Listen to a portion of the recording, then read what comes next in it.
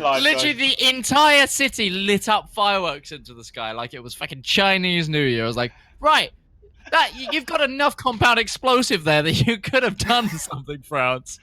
Like, come on. I'm pretty sure you could put some of that under someone's staff car and do enough damage, you know? I just want to point out.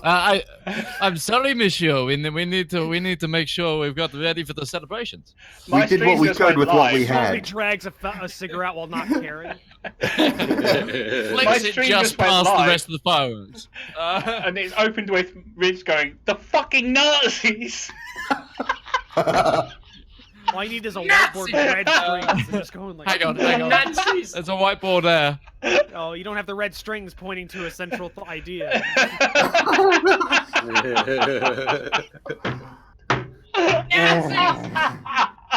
Oh my god, Discord, why are you eating so much fucking CPU? Jesus fucking Christ. Without any context, I'm gonna start my stream then as well. It's just the way my stream opened, and all I've got is Midge going, "The fucking Nazis!" Remember, family-friendly channel. Oh yeah. No, also, I just.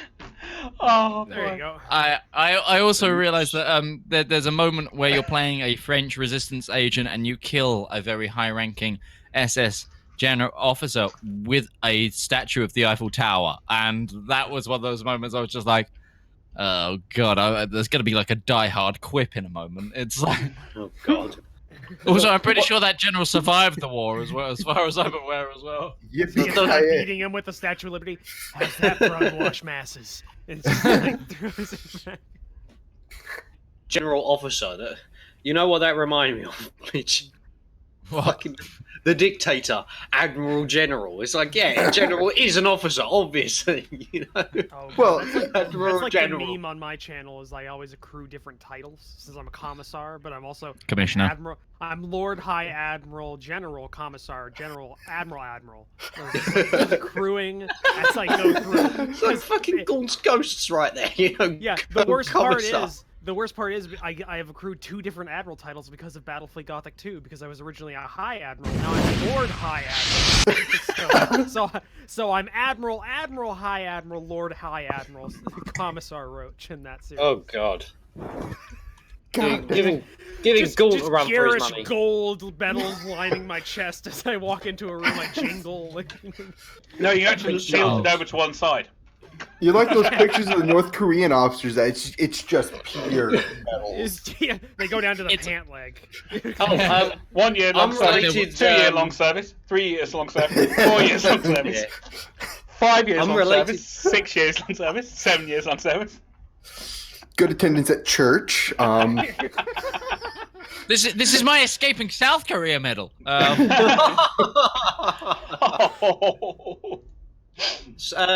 Speaking of medals, actually, today I learned that you know where the Royals tend to have a lot of medals, like other than Andrew and Harry, who actually earned their combat medals. Yeah. The vast majority of those medals are actually diplomatic medals. They're the same medals the diplomatic service gets. I didn't realise that. I thought they were just getting like military medals for the sake of military medals, but no, they're actually civil medals. God damn it, he's been in the military for at least 6 months. So Give I him actually a medal. feel a little bit less. Like, even though I'm quite, like, pro-royal family, that's one thing that bugged me, was seeing them festooned with medals as if they'd done something when only 2 of them have. But no, it turns out I was wrong. I was completely wrong. They're diplomatic, civil. They're diplomatics, yeah. Given out for things. I'm pretty sure... Oh, what is it? I'm pretty sure... Does one of them have a Presidential Medal of Freedom? I think? I'm not sure. Probably. It wouldn't surprise me. Probably, yeah. I think Lizzie has. I think Queen Elizabeth does. I think Charles might. But she doesn't wear her. Well, no. Why? I don't. So, okay, we're just waiting for Utari to join in.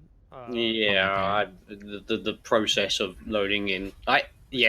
Whenever I have a kid, like at the last minute on a Wednesday, it always throws me out because it's fun. You're fine. Dropping them off at 7 means that it delays me by half hour. Yeah, it's one of the things of being a dad. We get it. Yeah. That's the most ineloquent way you could have phrased that. That's the way of being a dad. Dad. What's that thing called? Oh God! No, not mother. God, what is it? No, I that's will what he kill has. every Male single one. parental unit. Here, The one with the penis. Mitch.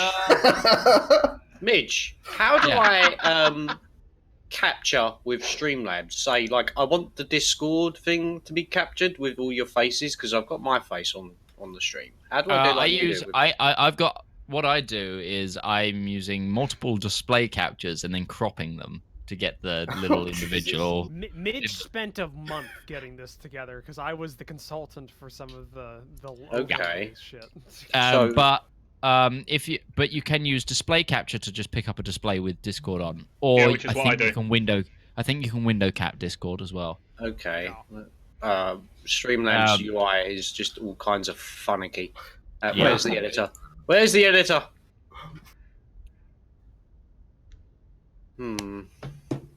No, that's not it.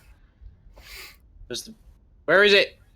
Why I'm not touching this with a 10-foot pole for streaming. That's just... I'm so looking You're not forward doing to that now until you start making money from streaming, and then you got to. Then I have the to. big dog. Then I have to.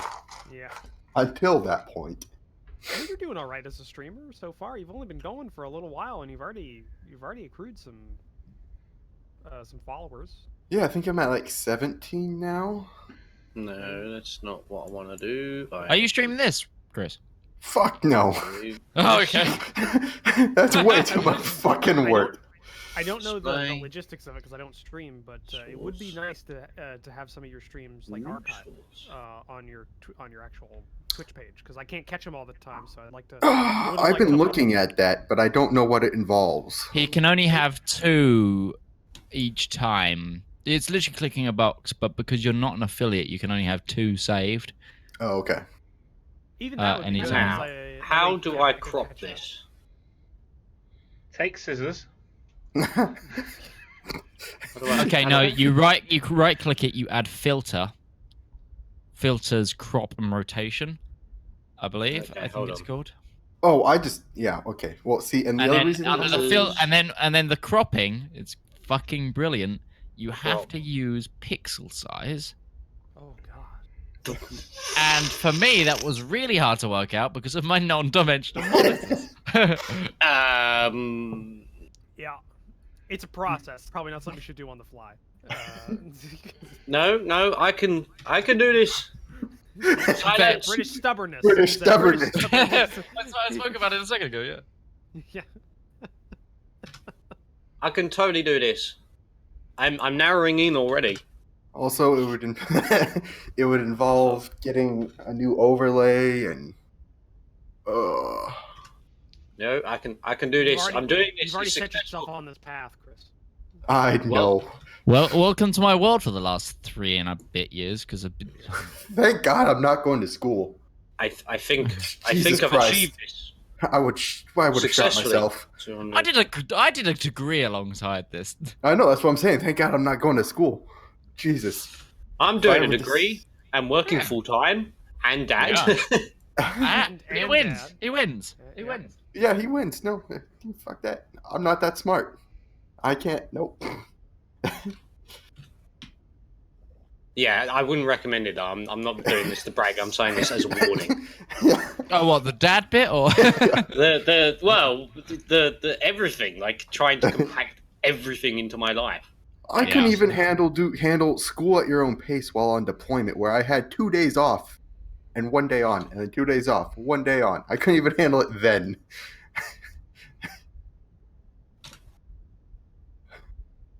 I think I have successfully achieved croppage. Right, join in when you when you can then. But yeah, I'm The only thing is, it dominates so much. I mean, all your faces. God. I'm out of tea. Where do I put you? I'm having tea. I've got a big old jug here, so I can have tea and biscuits for the whole evening. I have a can of Sainsbury's own brand lemonade. Ooh, tasty. I had 4 bottles of water. I'm down to 2.5 bottles of water now. Oh dear. Because I drink a lot of water. Wow. All right. So who wants to do the recap? Say it again. Can you say that again? So who wants to do the recap? Utari got drunk, came up with the wicked plan, and I had to convince him that we'd have to wait till the next morning because it was night time and all the stores were closed. Yeah. I forgot about that. Yeah. You forgot about that? That was like 50% of the stream. We spent 3 hours of Utari bumbling around drunk. He even bought a kebab, for fuck's sake. I remember all of that. That's the best bit. I just forgot that he assaulted a little kid and was like, "Where did you get your clothes?" Where did you get your clothes? I need your clothes, your boots, and your horse. Oh Christ! But yeah. So I sent you two on a mission to try and scout out the place and find the thing. I don't know where R1 was because he would already run off because we'd interviewed a historian who wanted to get into the archives, and we promised to help him by sorting out a dispute he was having or finding a way to get him into the archives. But also, I was told to meet the high, it's not the high priest, the kind of like the deacon of the Temple of Palor, and I had to have with so him, Sister Agatha, Sister Nora, Norna. I can't read handwriting. No, I'm trying to. So yeah, I was talking to them and the high priest. I don't think I ever picked up the high priest's name, and we're going to be getting ready for me to try and contact someone, my divine contact, in order to try and help them retrieve a holy artifact that went missing on a missing freight ship. And we're probably trying to retrieve that as well. That's a mission we've been given there. And yeah, so we've got 2 missions aligned currently. We've got this one from the Temple of Palor and the one from Frederick Bush. Can't remember his name. And we're working on that, as well as finding a hangover cure for Utari's character, who's gonna wake up with a headache. And what the local laws are regarding certain aspects of society. The House of Lady Favors. So, I also found out last week that I knew nothing about the prayers and psalms of my religion, apparently, in character. No, nothing. Some, you just weren't practiced in leading many of them. It's been a while since you had a prayer book. You now have. You should have in your inventory, by the way, a Palorian prayer book. Did I add it? I don't think I added it. I will add it. You should have that because Sister, I think it was Agatha. Right. How do I? Gave it to you. No, Sister Agatha gave it to you. How do I add an item again? Remember the little plus thing at the bottom? Yep. Yeah, you have to click a thing first. Pray. Also, everyone. I have one question about an item I have. Right. The wrist sheath. Yeah. Jesus, I can't speak. That I took off the guy that we killed while we were camping. That's 1 dagger per sheath, right? Yeah. It. Okay. Yeah. Yep. And you can only have 1 on each wrist. Yep. Because of the. Size. The fasteners are. Got it. Well, even just a normal person, the fasteners they will okay. allow another. Yeah. Right. Okay. I just wanted to make sure it was. It'd be like having 2 like thigh holsters up at the same time, and you're just trying to on the same thigh. I got you. Yeah. Okay. Yeah. It would be a process, and it would not be helpful. So yeah. Okay. But you do have that. Right. Okay. I just wanted to make sure. Okay. So where we left off was, I believe, when Rivallon and Ustenia were on your ways. You were both on your way back to where R1 was. Well, we were looking for him. No. I don't know where. None of us know where R1 is, but you know, because I was sitting outside the temple when you came out. Right, you two were going back to the temple, and then R1. So, I think the whole shtick with Ustenia and Rivallon happened while Isaac was in the temple for his nightly prayers and that's right. Like that. So, yeah. So, for this, we're going to go and see what R1 was doing during that whole time, because we have not gone through that, actually. we went there and then so. Sorry. Fucking My hell! bad. What was that? And this Punch is my why mic. And now we summon the great god Imhotep. And this is The why I drums got a will mic beat. with a shock mount for that arm. Because Yeah. The drums will beat, and then the games will begin. Yeah. Sorry. I get it. I'm sorry. That's fine. So, Arawan, you decided to get up and go do some other things while you were waiting for Isaac and the other two to do their stuff. So, what were you planning? I did? Doing? Yeah, I was very sure you decided to. Oh, go you and did do all his something. stuff first. Yeah. Yeah. Yeah. Because I left He went while and they were visited talking the- to the people. I went and talked to guards, found a hotel, found a job if we need it. Couldn't find a house of lady favors, so I went back to the temple and was just writing in my notebook. All right. So then we'll just rejoin with Ustenia and Rivallon walking up. No, to- one of us is walking, the other one's staggering. staggering. Yeah. One guiding the other.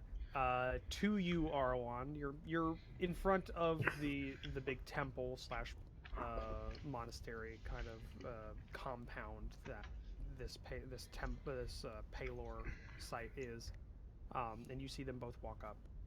It's about I would say the sun has gone down at this point, but it's only just gone down. So very early in the night. But it was dark when I was talking to Estenia. Have we gone through a time warp? Yeah. No. It's Let's just do gone down. No, like I said, the it's just time gone warp. down. Dark, yeah. You weren't that far. It's astounding. Time is fleeting. fleeting. Oh my god. So, Madness. You guys just want to wait? All three of you just want to wait until Isaac comes back out and trade information on what you have and what you figured out? I'm I'm going to to take a step to the left. Jump to the left. I'll take a step to the right. Yeah, it's a jump to the left or a step to the right.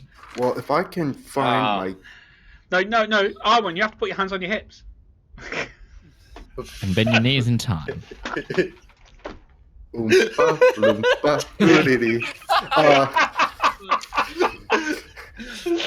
Just be glad you don't know the joys, and I put that in quotation marks, the joys of British caravan holidaying and the fact that the time warp comes on every fucking caravan holiday pub. It comes on Three every people disco. in this game know what this is about. I mean, I have definitely been to Pontin's, Butlins, and the other one. I used to do Apparently, disco. I can't find my notes on the name of the hotel. On Time or the- warp. It's called a time warp. The one on on the pier, not on the pier, but in the harbor area. Oh, in the harbor area. Yeah, it was like the. Can't find my broken mast. Yeah, the broken mast. There it is. This has just evolved into madness. I'm just gonna continue writing in my notebook and playing with Barry, trying to get better acquainted with Barry. Okay. I'm just gonna kind of ignore the extremely drunk Utari. Ustenia. Sorry, Come on, Ustenia. guys. We've been playing how long? We haven't played in 2 weeks. Who is singing Ustenia. weird utensil songs about the management of time. Okay, I think I can get us all back on track. Uh-oh. In 2018, a ragtag bunch of misfits were on a boat with a hole in it. These people promptly escaped straight into multiple further fights and inns. Today, still travelling together, even though they have very little in common, they survive as a merry bunch of adventurers. If you have a problem, if really no one else can help, and if you wander into town, maybe you can hire the D team. They wrote a better version of that than I wrote. That's really upsetting. Red Moogle! All bow to the Red Moogle, she wrote that. Where were you when I had to put that into the podcast? Like, Alright.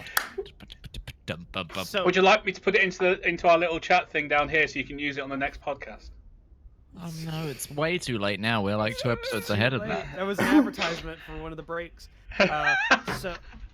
So So if you're just gonna be sitting, waiting for Isaac to get out of his nightly prayers.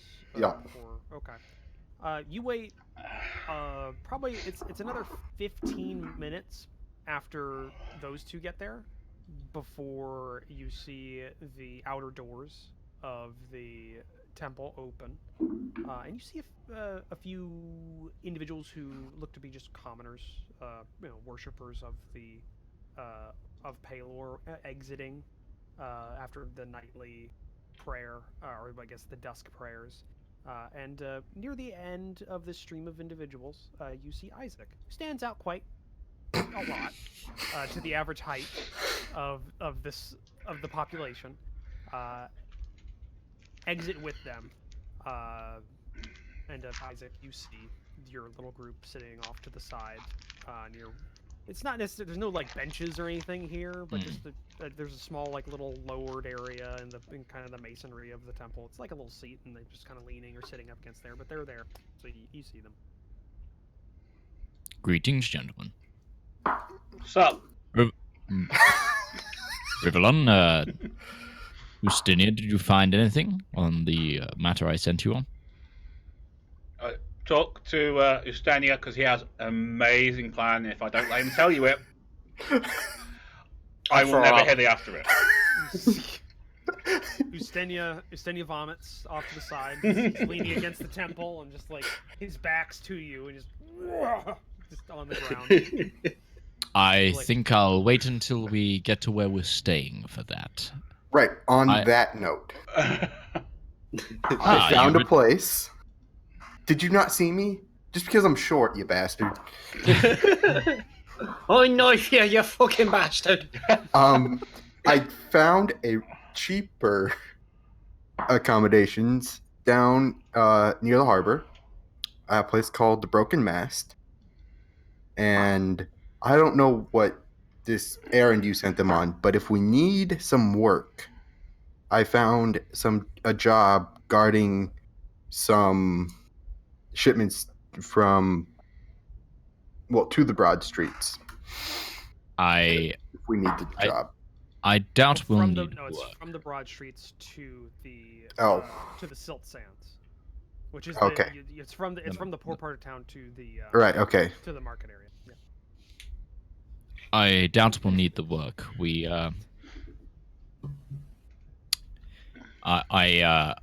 My meeting at the temple and my prayer was most fruitful. I am to return here just before first light tomorrow to take part in a ceremony that might help us, but the temple has seen fit to deem us with a task of quite great importance to the people of my faith, and I would be... I can't believe I'm saying this, but I'll be most grateful if you guys helped me with it. I faint. Do you actually faint? No. Okay. I just stand there dumbstruck.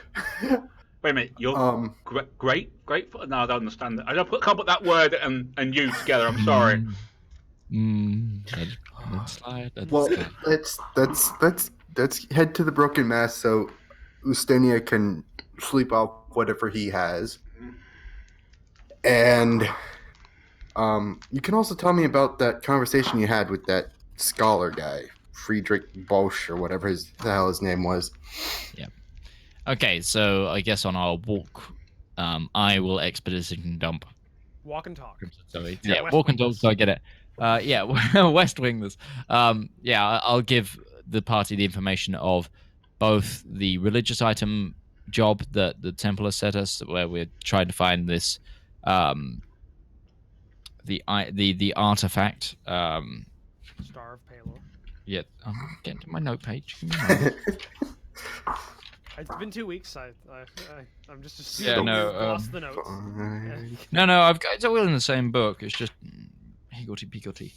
To help us find the Star of Palor that was lost in there's a mysterious, like, one of the freight ships hasn't turned up, and it was on it, and everyone needs to know where the freight ship is. And so we just about the artifact on the freight ship and nothing else, right? The temple cares about. Well, there was missionaries on there as well. It's the whereabouts of the ship. Like, think of it this way: position. What happened to the ship is objective one, primary objective, and then artifact is primary, like exfil objective, and then missionaries is secondary objective. Okay. We're gonna go through the 7 points of an infantry assault. Okay. Yeah, and so just because you probably don't have very detailed notes, or they're mixed in with a lot of other things right now, the ship was the Aquilon. It's a sky ship. It's an old sky ship freighter that was on its way from Zakesh, and it hasn't been seen. It's been missing for a little while. They haven't been able to get any information out of the dock master. And yes, they're currently worried about the missionaries and the artifact that was on the ship. What was the name of the ship again? Aquilon. Oh, you mean the Eagle. It's Latin for eagle. Oh, Yeah. that's Aquila. This one's Aquilon. Oh. Female eagle. So I hear Quidon and I'm just getting vibes of Horus Heresy. Roach knows what I'm on about. No, I got it. All right, A knowing smile. and we have to get the scholar into the library. Those are your two current ones. But yeah, Okay. you info dump them on your way to the broken mast, and it's starting to get it's firmly night at this point, and surprisingly enough, as you go towards the dock, you catch the bits of what's actually the last light in this area, because you realize now, as you were deeper into the city, and because of the layers, it kind of operated like a valley. The sun set earlier the deeper you go into the city than you are on the outside, but it's now actually nighttime by the time you get to the broken mast. And when you do, all same place you saw before, R1. It's a fairly, it's not the worst place you've ever stayed, but it's not the best either. But you do notice it's more active, a lot more active now. You can see a couple of people milling about on the outside who are obviously drunk. Some are talking. There's even a couple that still have tankards in their hands and are drinking. And you can see through the windows, which are kind of obviously not cleaned a lot. They're opaque in a lot of ways, but you can see the shadows, and there's a lot of boisterous laughing and people talking. And there's also like cheering and stuff going on intermittently, like people going, "Hey!" And then they're like a couple of seconds later, as you hear some people like bad mouthing and speaking, and you think that's Dwarvish, but that's a very harsh tone of Dwarvish that you're hearing through there. So it seems to be very active. And when you all enter, you see the interior of this fairly large tavern, filled with people. On one side of the tavern, the bar is actually fairly empty. You see the tavern keep for the night, who's different than the one that you saw previously. R1 just wiping down a glass and filling an order for somebody at the bar. And the people that are all kind of gathered around, you see they're against they're looking at a wall that has a target against the wall. That's maybe about that big. And you can see two people standing side by side, and one of them's got one arm behind his back, and he's got a dart, and he's kind of lining it up and throws it. Completely misses the thing, and you can see him just swear, and other people are like swearing as well, and money's changing hands. Looks like there's a bit of a dart tournament or some sort of dart games going on right now that's fairly popular with this crowd. You can see a lot of people here as well. Obviously, ship personnel, like these guys, like sailors. They got tattoos on their arms. A lot of them are wearing very light clothing. They're obviously here after being on a ship for a long time, and you can smell the alcohol in the air. Yep. Yeah. But yeah, you all arrive. Yeah. So what do you want to do? Oh, I'm kind of tempted to go play darts. No. Stay on track. I'm going to play darts. God damn it. All right, I am gonna. I should be able to play some darts. I'm ready. I am ready for this. Ooh, cool. I am going to inquire about a room. Inquire about 4 rooms. We'll be over here. I'm going Okay. to inquire about a room. Hey, all right. So you want us to help you, but you're not going to inquire about 4 rooms. Okay, I see how this works. No, I got it. It's fine. I got it. I'll inquire. It's okay. Did anyone else's thing just go blue there? Yeah. It's nighttime. There was- Lighting. It's nighttime. Ah. I can do that. I will Magic go DM with- powers. I will go with Isaac and inquire about 3 rooms All right. So when you and order a arrive drink. Yeah. Okay. So when you arrive at the bar, you see a squat male halfling who's standing kind of off to the side and pouring out some alcohol into a tankard for another customer. And when you get closer, he looks over at you expectantly. Like, kind of. What do you want? What do you want? I'm just gonna have an ale of whatever is like the normal ale in this area. Right. And pours it out from a corked bottle. Pours it all out and gives you a glass. Got a good head on it. Fairly amber color. Smells good. He says 5 copper. All right, I'll hand him the 5 copper. And what is? Do you have any rooms available? There you go, plenty. I would like 3, please. Are you looking for actual rooms, or are you looking for just places to sleep? Probably should ask that first. You don't look like you're from here. Do you have any actual rooms? No. Okay, well then a place to sleep is fine with me. All right. Penny bed then. Copper. Okay, I'll hand him 3 copper. He points out. Give it about. What time is it? Give it about 2-3 hours, and one of the tables. All right. I'll take my ale and walk away. Looks over to you, Isaac, expectantly.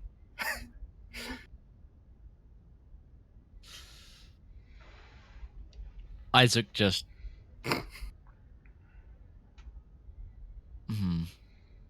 Poison. Do you have any wine or brandy? Who the hell are you? Could do that. What's price range?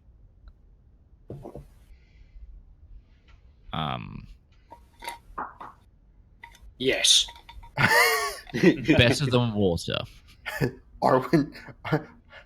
Arwen stops mid-step away when he hears that Isaac's getting alcohol. Like, what?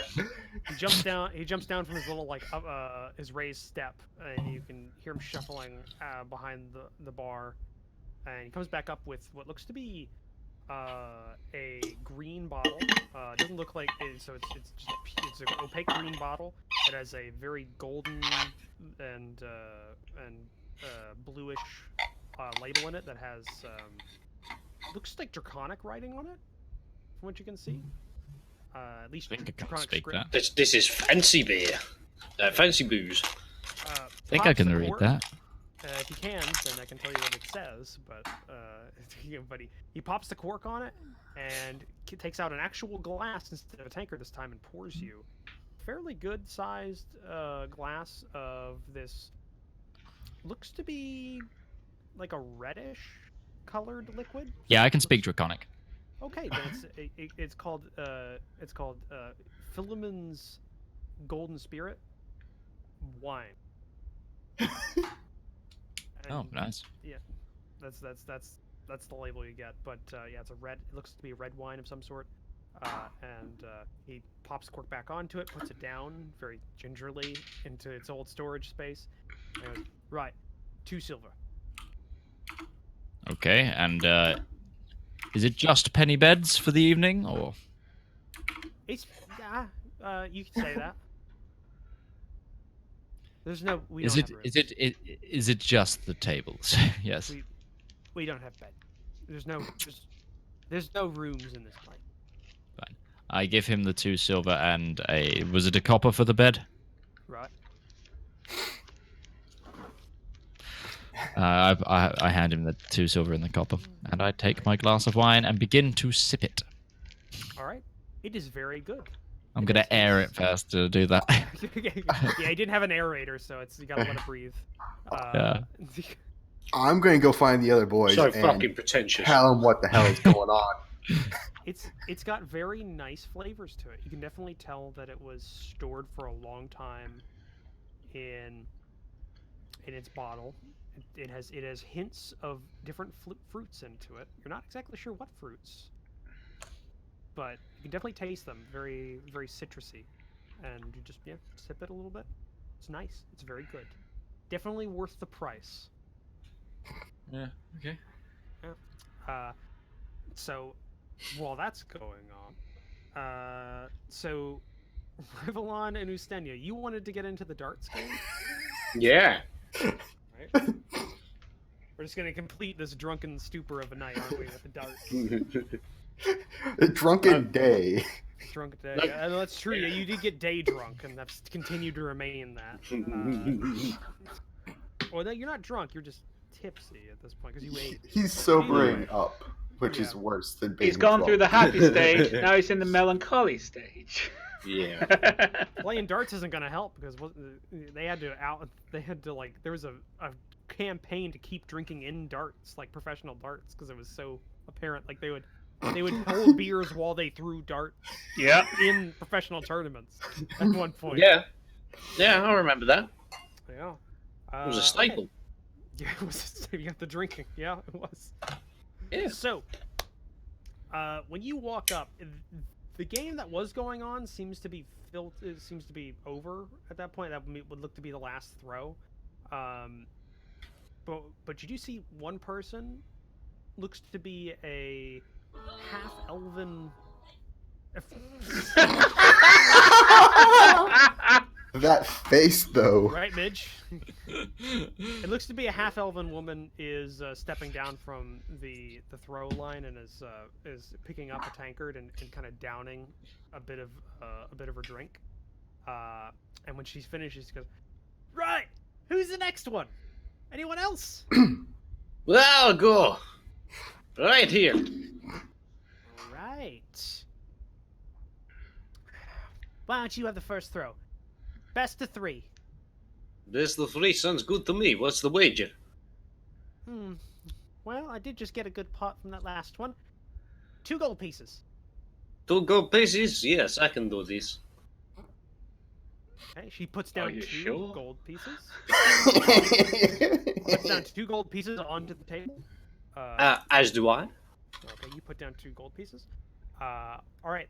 So she stands off to the side as you are the challenger, and you can see a couple of darts sitting on a small table to the side of the line, because there's a line. It's not painted onto the ground. It actually looks to have been cut into the wooden floor crosswise on the blanks that you can see. It's pretty gnarly, but it's been there for a while, and that looks to be the throw line. Okay. It's essentially standard dartboard. This is going to be dexterity based. So D20 plus your dex modifier. If you are proficient with darts, you can also, because darts are a type of weapon. If you're proficient with that type of weapon, you can add. What type of weapon is it? I'll look it up. Darts are... Simple thrown, I think. Yeah, I think it's a simple weapon. Yeah, I have proficiency in simple weapons. As a fighter, he'll have that proficiency. Simple ranged, yeah. Yeah. Dart. Oh, simple range. barbarian. So Yeah. you can add your dex and your proficiency modifier to this throw. Okay, so dex and proficiency is +1, isn't it? It should be At our level, yes. Yeah. No, +2 at our level. +2, yeah. Yeah, it's Well, on the main. It's on the main on- page to the right. main page to the right of your leveling class. Yeah, +2, yeah. Yeah, +2. Yeah. So you're doing. So you're doing specifically. If I looked at you, you're doing a +3 to this roll. Let's see if this works. If I did this right. Yeah. You did do it right. You rolled a 2 though. Oh, so God. it's 5 total. So you get up onto the line, you pick up a dart, and you're still kind of swaying a little bit. And Yeah. When you take your stance, you're not actually really used to this because this isn't really a normal game in for Uteshians. Yeah. You've heard of it. You know of it. You've been in taverns. It's You like never really played it too much. miniature bow range. Yeah, well, it's like Uteshian lawn darts. They Yeah. would be the people that would keep those going. If Timmy dies, Miniature long he darts. dies. Yeah. If he dies, he dies. Yeah.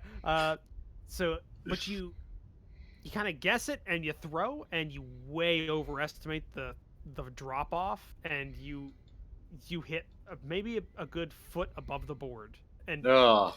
it's good power though. But you bury that thing into the wall, but it's way up there, and a lot of people just like kind of hear some chuckles in the crowd. It's not as big as the last one. People are chuckling a little bit, drinking. Oh, I think I have too much of the drinky drink. So you got 0 points for that one. Again? Yep, it's again. You're gonna be doing 3 darts, and then she'll be doing another 3. There we go. Ooh, 15. Okay, so you kind of judge it now. You get another dart out, square shoulders. You throw, and you get about a middle ring. So you get kind of doesn't go in the bullseye, doesn't go too far off, but about a middle ring. So you get 3 points for that. 3 points, and now your last throw. You pick up your last dart. How are you going to do this? Ooh, baby. Nat 20. You're used to throwing things at people, and you imagine this board is one of the enemies you've recently slain, and you focus in and right in the center, and you just Yes. It's like what is it? It's like Worf from DS9 when the O'Brien tried to make him play darts. And he just you throw it way too hard and you hit it, but you can see it buries all the way into all of the actual needle part of the dart.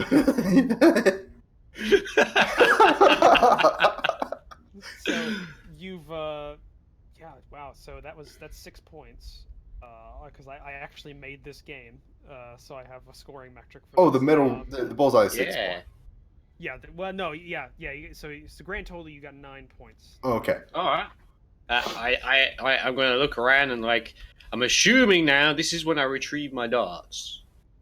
My character's unsure, but he's assuming at this point that this is probably. Yeah, you're reading the room. You think that's right. Yep. When you go up to there, you reach up a little bit to get the top dart, and it comes out fairly good. The middle ring dart, you kind of have to brace it against the actual board a little bit. There, you get it out. It takes you a good two tries to get the bullseye out. And when you do, you can see there's a hole in the little felt bit that hasn't closed yet. How much power is in there, but you have your darts. Yeah, you still got it. There's no the needles aren't bent or anything, surprisingly enough. And you go back to your line, put the darts down, and this half elven woman kind of nods her head a little bit, and you can hear some murmurings kind of off to the side. And you see the other two that are here. You can see a band of look to be tabaxi sailors of some sort. They have dyed fur on their arms, which maybe a tattoo of some sort of you can see some anchors and stuff on their arms. And you hear one of them, after talking with the others, yell out, 20 gold on the Etesian! and like, kind of puts it onto the table, not in your pot, but like onto the side. Oh, a gambling pot. Yeah. So and you can see a couple of people like, oh, psych that bit, and puts down. They're throwing down their like what you assume to be like a monthly wage and shit on this. Impressive. Yeah, impressive. So there's a bit of a betting pool going on the side. This will be a battle for the ages. It's not the biggest pot, but it's getting there. Depending on what you two want to do off to the side while this is going on. I'm not putting in any money. I'm waiting for my turn. Oh, okay. Oh. So, right, you step off to the side. The half-elven woman takes her place on the line and picks up the first dart. You can see her breathe a little bit, take a drink from the glass she has in her other hand, and without putting it down, goes ahead and throws the dart, still having her beer in her hand. And she's going to be, let's see here, she's going to be, gotta put my, how do I put my modifier? Is it? Oh, there we go. Okay. 4.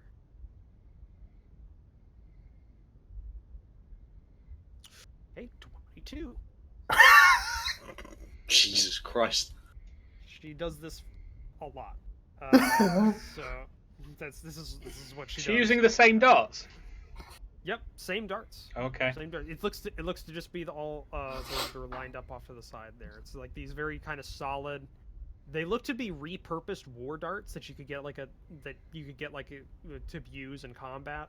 But they just have like they're a little bit longer. They're fairly same though. Does she look like a sailor? Like as in, does she look like she works on a boat or? Yeah, like she like. Not necessarily. You can see. By the way, her first throw, 22, she nails it right in the center, bullseye, and you can see some people cheering a little bit, and the tabaxi in the back that put the bet down looks to be a little green now. He highly overestimated the Uteshian. Especially if he's there after the score and saw that first throw. Was he in the toilet? Like, yeah, it's best of 3. So they okay. got 3. That's they got round 3 one. goes at this. So this is round 1. right. Right. So she doesn't look like she works on a boat, but you can see she definitely works with her hands because you can see calluses. It's the landlady. And like what looked like coveralls that she's wearing, not a dress. It's dusty and kind of dingy. Maybe a dock worker. You're not totally sure. Definitely not somebody who's just here to hustle. Probably here a lot. Maybe she is hustling, but she's here a lot. Yeah. So just going to get this and another throw. She picks up another die or another 21. Holy fuck! What modifier does she get? She gets a +4. Ooh. This is going to be challenging. Oh, you guys can't see my rolls, can you? No. Oh, she rolled an 18 and a 17. Both those. Oh, okay. She's rolling really hot. So yeah, she's already beat your first score, and she looks over at you, smiling a little bit, finishes off her drink, and then without looking at the actual board, she throws her darts. She might get disadvantage on this because she's boasting. But this is what she would do. Ooh, that's not good. It's 5 and a 4. Ooh. So even with the 4, she got an 8, which isn't bad. Yeah. But kind of, she throws it. Some people go, oh, and then she looks over at, they're kind of surprised, off to the side by like a foot, just completely missed the board. I'm gonna put 2 gold on her. Oh! Wow! Wow! Hey, no hey, mercy. hey. No mercy. Hey, half elf. It's on the list. I'm going to have someone retrieve me a drink, giving them whatever money's required. A simple ale or something, just to quench the thirst a little bit. Yeah, Get drunk again, Yeah, duh. It's darts. It's exactly what you would do. This isn't getting drunk. This is just carrying the hangover. Yeah, this is it's just hair of the dog. I've got quite a thirst coming on. This is the same day that he had that wine, though. You don't mix wine and beer. No, but The to Stinia cure a doesn't know hangover, that. you just drink more to cure the hangover. That's how Yeah. this works. So, how much for the drink? 2 coppers. Alright. Somebody, it doesn't take long by the time she's done throwing. Yeah. It's there, and it's Alright. okay. It's an okay ale. Yeah, so I'm going to take a few swigs of it and then step up to my turn. All right, she won that round, by the way. She got 12 points to your 9. Okay. Yeah. So let's see. You got to win this one, or or you're not good. Oh, natural 20. Nat 20. That one's 2 in a going row. straight through. Thunk. Lands in the hole of the previous one, like. Yeah. Full. Like it's like Happy Gilmore. You don't have a lot of dexterity or anything like that. She's just got a lot of Hot. So yeah, that hits. Oh. Oh. No, missed. Somebody's again, closer. you kind of underestimate the power you needed. You're going like, oh, I'm Yeah. going too hard, and it doesn't actually Reach the doesn't ball. actually hit the wall. Oops. Yeah, too short. 9. No. Yeah, So inconsistent. DC's 10. Fuck. Next one, you hit the wall, but you're too low again. You're Suck a bliat. That's 6 points for you. Who's dead yet? Okay, she comes back up again. Are people still betting? Is it like a constant betting thing, or is it kind of stopped? It's ebbed off a little bit. Right now, it's about like 2-1 against Ustenia. Okay. It's 2-1 against Senya, and most of the one that he has is from the Tabaxi that put the money in the first pot. It's probably you stand to win right now if you plot was split evenly and she did win. You'd probably stand to win by maybe 6 to 8 gold pieces off Okay. 2 right now. So okay, she's gonna be rolling this. She's rolling standard. Ooh, she rolled a 2. Uh-oh. Shit. She did shit. She gets up to the firing line, takes a sip, and you can see when she brings it down, her glass catches with her coveralls a little bit, and she kind of, as she's throwing, she kind of tries to hold her beer up a little bit more. She misses totally. Because that's the important bit, the beer. Next one rolls a 19, plus 4, so that's another bolt die. Oh god. This isn't going well. I need her to miss this next one. Right. Next roll. I wish I could get my dice to actually show you guys, because I don't know that setting off the top of my head. Do unhidden rolls, but next roll is a 5 plus 4. DC Oh! 10. Oh! No, you're tied. Oh, Tied God. That one. Tied. No, she throws. He it goes this to the one. final round. Wow. Yeah, throws this one. She just does not. She does not land it. So that is a tie on that. And now, people are murmuring again, and some more bets are going off, and it's starting to go back up and down a little bit. The odds are still the same, but the pot's getting bigger. I'm going to put 10 more gold on her. 10 more gold on her. Okay, so you've got 12 in there right now. 12 Yep. in there. Okay. Ooh. Ustenia, you're first up again. Don't Another judge me, swing. Bible. Another swing. Don't, Another don't swing. judge me, Rivallon. And step up to the plate. 15. Oh, that looked like a 2 on my screen. No, it's 15. Jesus. 15. All right, that is another middle of the road. Not a bullseye, but not a miss either. Just kind of middle ring. So you get 3 points for that one. Ooh. 3 points. You got another one to go. Yeah, 20. natural 20. That's the third one today, and you're gonna waste all of these on a dice. Burning all my luck on Yup. fucking darts. Not just your luck, our luck as well. So thanks for that. All right, that's okay. So you got your last one, and people are now starting to bet on Ustenia now, and it's starting to raise up. So, okay, last throw. 7. Oh, 7 total. Yeah, this one you're a little bit too cocky. And Yeah. you think I got this. Dialed it in. I Throw got it this. way too high. Way too high. Yeah. So grand total, it's the same score as your first one, and not. All right, she comes up and she throws. Let's see here. 15 plus 4. That is a 5-pointer. Not a bullseye, but the ring immediately outside the bullseye. Yeah. Next one is a 10. So she actually only rolled a 2 points. Is it me or does Mitch look like he's asleep? Midge. Isaac. Isaac's finished his wine. I needed a miss and I win by 1 point, right?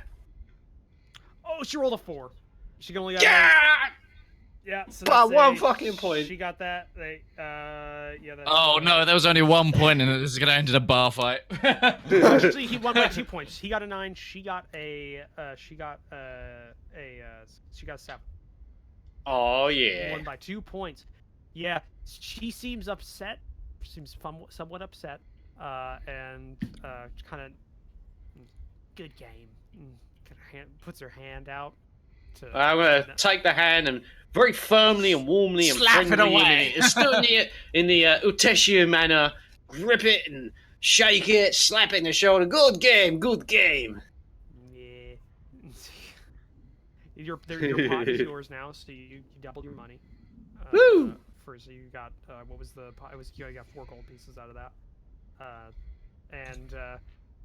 Yeah, R1, you lost all your money. You can see a really happy Tabaxi. Like, I'm sure. Like going off to the side, he more than doubled his money on his one bet. So he's got a fairly good amount of coin. You can see some of his friends are looking at him sidelong because he's now got holding it in his hand. It's a whole bunch of gold pieces. Trying to get back to his table. That's about because he's gonna get mugged on the way home. You can see though, Rivallon, as that kind of shuffle as that is ending, you can see the woman that was the reigning champ, or the person that was is leaving, and you can see some people are starting to filter back away. It looks like either you're gonna have to kind of drum up an opponent, or you're gonna have to go against Ustenia. Doesn't look like there's a huge amount of interest from other people right now after that big bet. That looked to be the cap off for the night.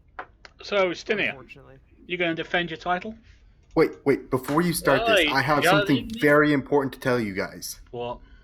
Isaac bought some wine. Okay. They just turned to me in the corner. I'm sat in a corner, sipping on wine and reading a prayer book. So? Okay, do you two believe in aliens?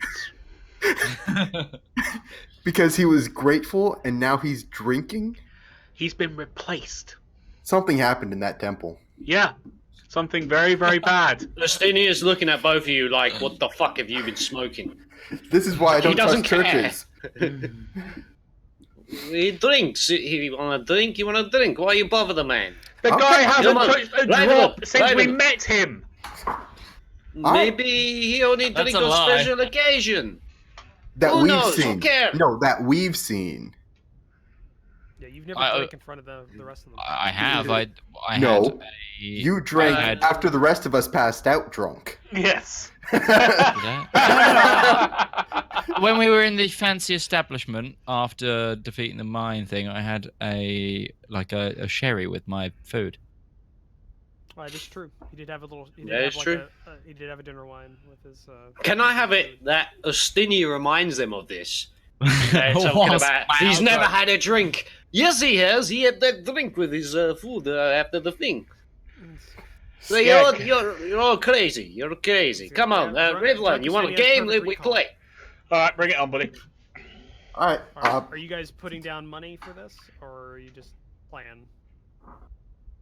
Because if you guys are just playing, I won't make you do the checks, like the 3 checks per with 9.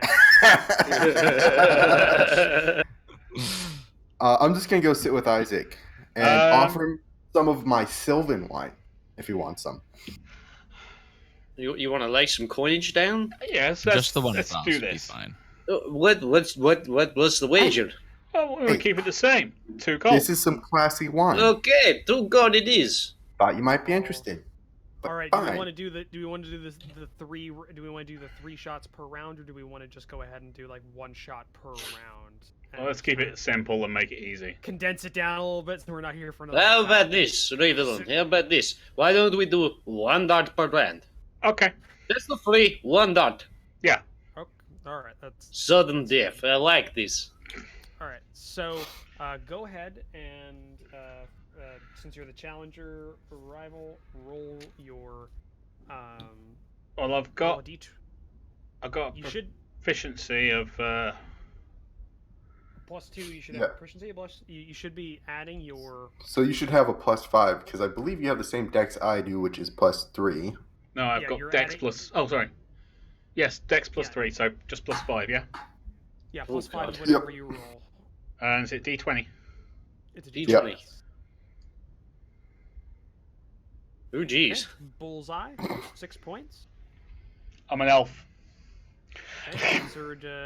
Answered by Ustenia. What is your roll?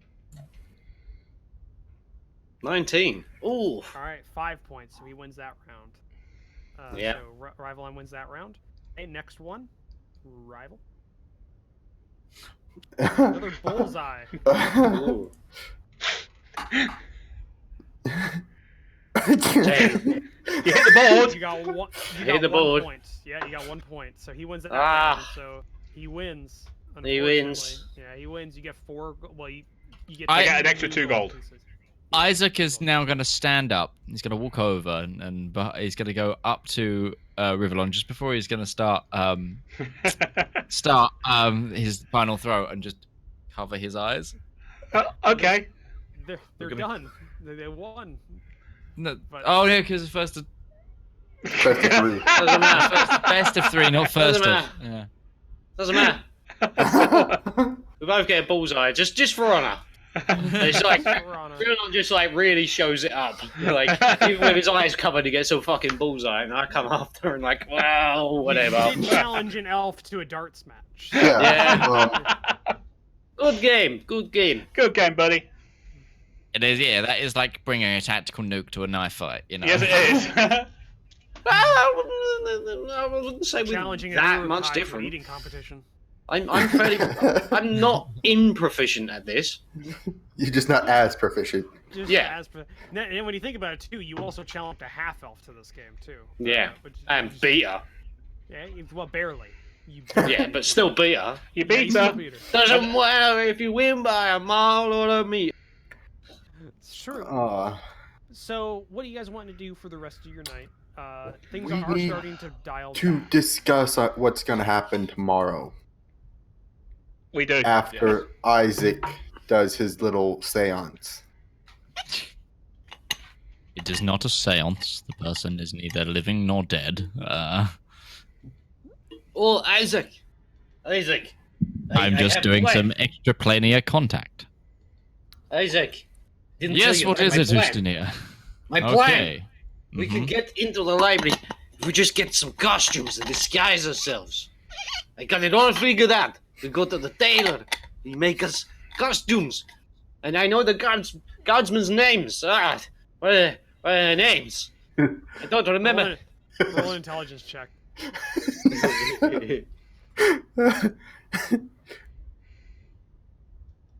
Oh, Pretty Damn damn it. good.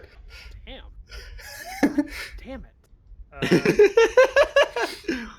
Whatever you Drunk have- Ustedia remembered. Whatever you have in your notes, you remember it. Yeah. Well, I had it's them the thing. noted down somewhere. that's the thing. I He's just still haven't- drunk. It's not the next morning yet. He doesn't have like disadvantage on remembering. Did someone note down their names? Because I had them noted, but on paper. If I'm honest, I was laughing too hard in the entirety of the drunk I session. have it somewhere in here. I think it was. Yeah, I have it somewhere inside of my notes, but it's. I didn't write it down since I wasn't involved in it. Rivallon, did you note it? No, because I was hiding. You remember the names. You remember Yeah. the names. So I info dumped the names. Oh, We oh, can fine. go in and like pretend that we know them, that we're there for work. We can go in and sneak in and get him in there as if he's working. It's a decent secondary plan. However, I have a. Please tell me you have a better plan. I have. Wow. I have a more legal plan. So I we was just have- hoping that once we finished the task for the temple, that maybe the head the high priest would write us a letter of recommendation allowing us exit. Will write us a letter of recommendation allowing us, as the library accepts access from well-respected members of the community. Wait, but as I understand it, that'll get us in, but not him. We include him in it. We say if the letter resides to our party. Right, but the guy that we have to give the letter to doesn't like the guy we're helping. Exactly. We'll just go in with him. It's fine. He'll be Right. a member of the party. But he could just deny us all to get in. Well, then that turns into corporate the legal bureaucracy of the running of the town. It depends how much of a spat he wants to get into with a religion, you know. I have a bigger problem with this plan. Okay. We're not respected. We're not members of the community. No, but the temple is. Oh, okay, fair enough. We're good. Well, why don't we go talk to the gentleman that has the issue with the scholar, with Mr. Bosch, after you get done with your ceremony, and see what the problem is and see if it's not a quick fix.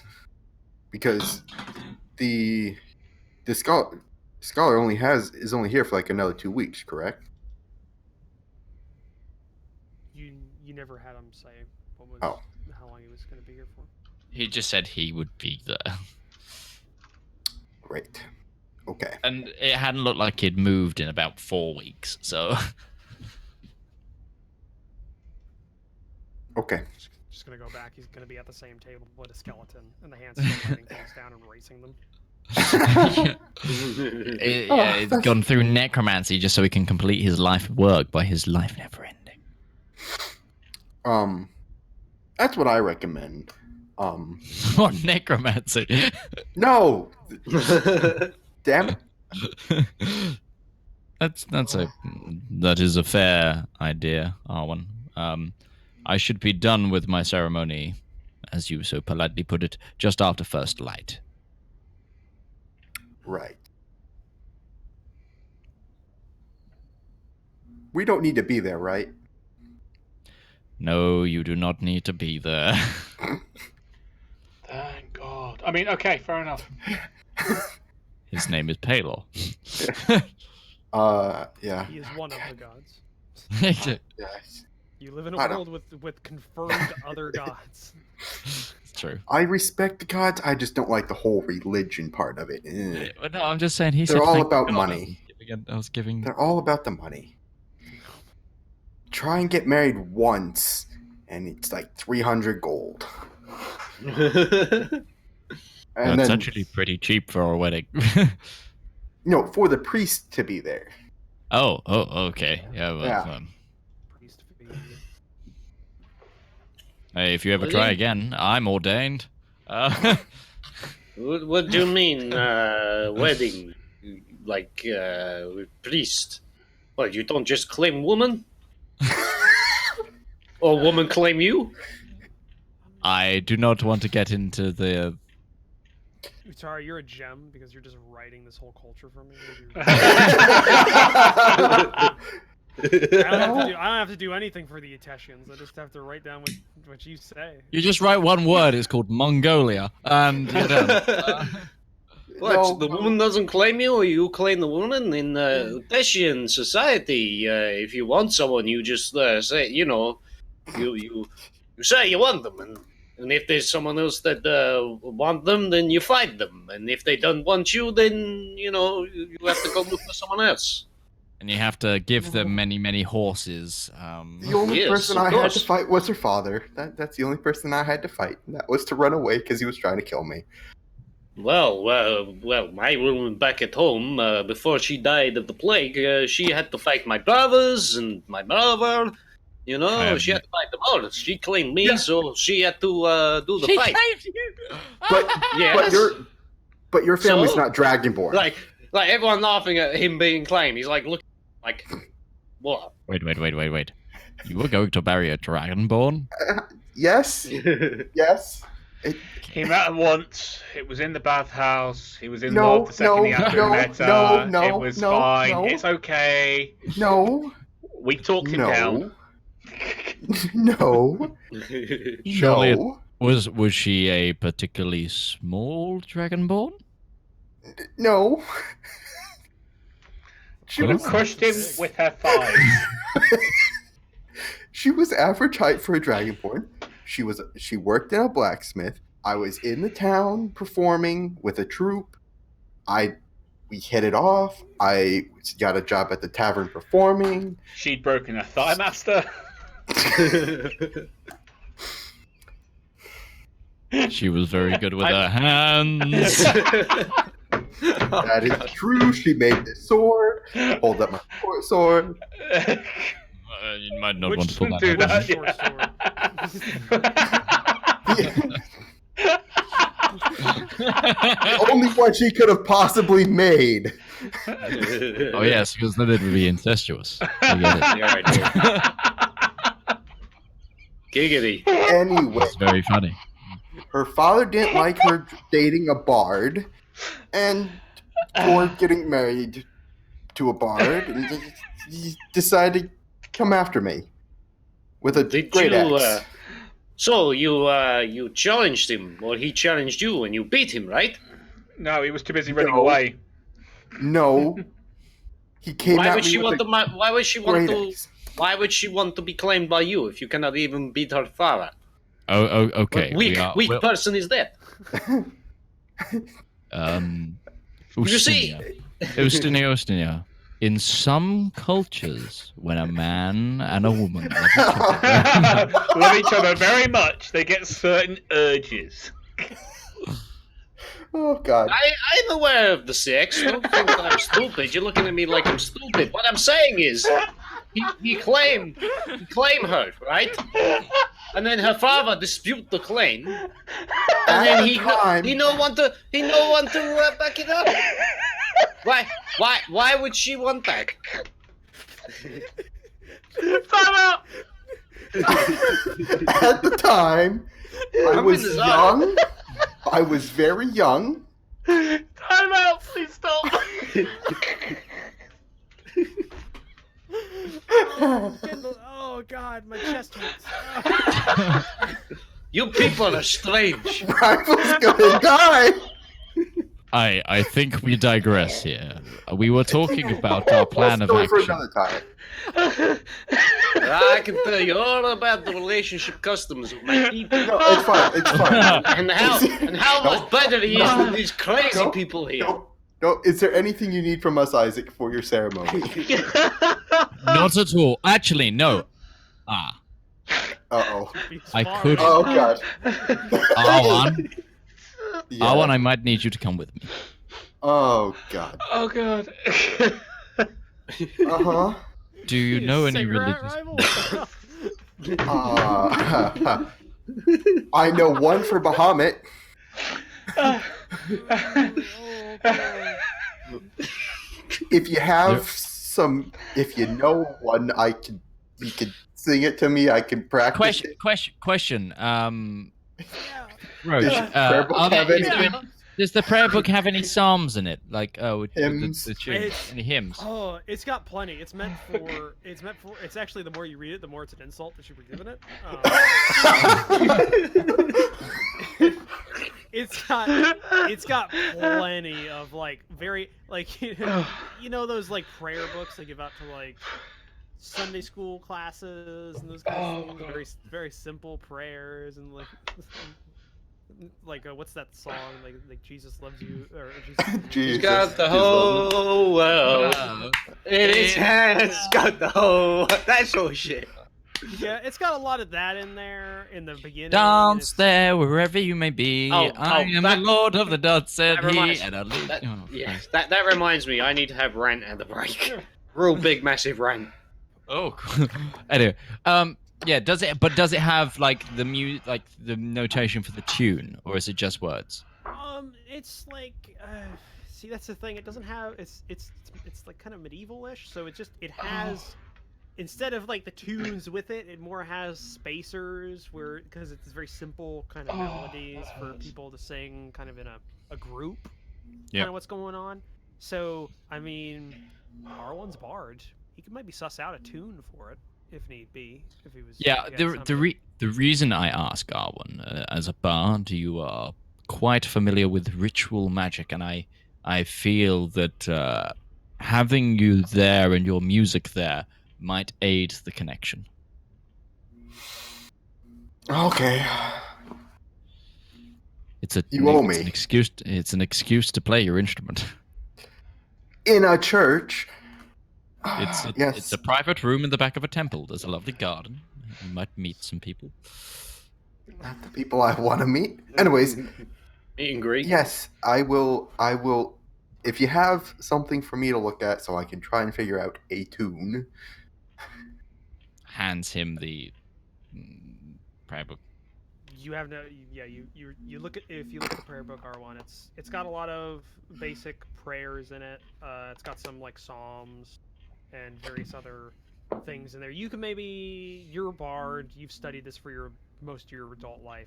You can get something out of this. All right. Is there a particular like tune you want? Type of tune, like really somber and slow, or? Oh wait, I don't. What instrument do I have?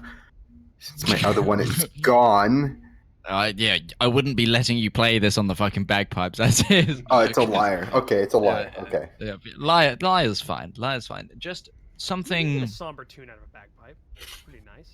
Not at what is essentially going to be 5 a.m. with all the other people around us waking. All right. The main temple, the temple room's just like everybody's looking around as they're making their morning prayer. I was just thinking, we're in Edinburgh. Fuck. Okay. I'm gonna go away somewhere quiet and away from people so I don't disturb anyone, and I'm gonna practice. I'm gonna get some sleep because I'm gonna have to get up early. Yep. All right. So we'll say as you kind of break for the day. You kind of break. Just let your cat walk into your room, Mitch. Fucking hell, George. But as you break from your meeting, kind of go to your own corners. There's not really a lot of what you would call private space, R1, to practice here. I mean, I don't mind if I have to leave the tavern. I just want to go away so I don't bother other people while playing music. Yeah, you can go outside and you'd have to do that because it's just one room. Yeah. But everything kind of like starts dying down, and you can see people, some of them passed out in their chairs on the table and just kind of head down. Other people look to have, this is like something they do all the time when they come into this port. So like they go down below the table, pick up what looks to be their own bedroll, and kind of like lay it down on the ground. Some people like kind of clear out a little bit of their table, put down like a little mat that they have or a little blanket that they have, and they just get on the table and sleep. Some people are on benches, just everything. Seems the most coveted ones and the one are near the big hearth in the room, and people are just kind of milling about there. It's where most of you end up when you go to sleep. And yeah. I'm gonna make sure I get blankets in my bedroll from my horse. You do. Yeah, all probably best do that. Yeah, all your horses are. So I don't think you actually bought any stable space yet. All your horses are in or tied up outside. There is some. It's not just like all stone and cobble and stuff out there. There are like bits of grass and stuff like that. You've got the horses have a water trough and some feed, so they can last out there. But you've got all your stuff laid down, and you go to sleep for the night. How far are we off from the break, Mitch? 10 minutes from the break. 9 o'clock, isn't it? That we normally go, Mitch, isn't it? Yeah. Do you want to take an earlier break? Is that I'll what take Yeah. an earlier break because I think this is a good point. Yeah, a bit of sections I gotta go in through with this next bit. So yeah, we'll take a break here. Okay. I'm So we'll be glad to back- help you. Sorry. We'll be back in about 5-10 minutes. Just go use this time to go grab yourself a drink, and we'll see you in a second. Oh, okay. I need to go use the bathroom. I need to mute you guys.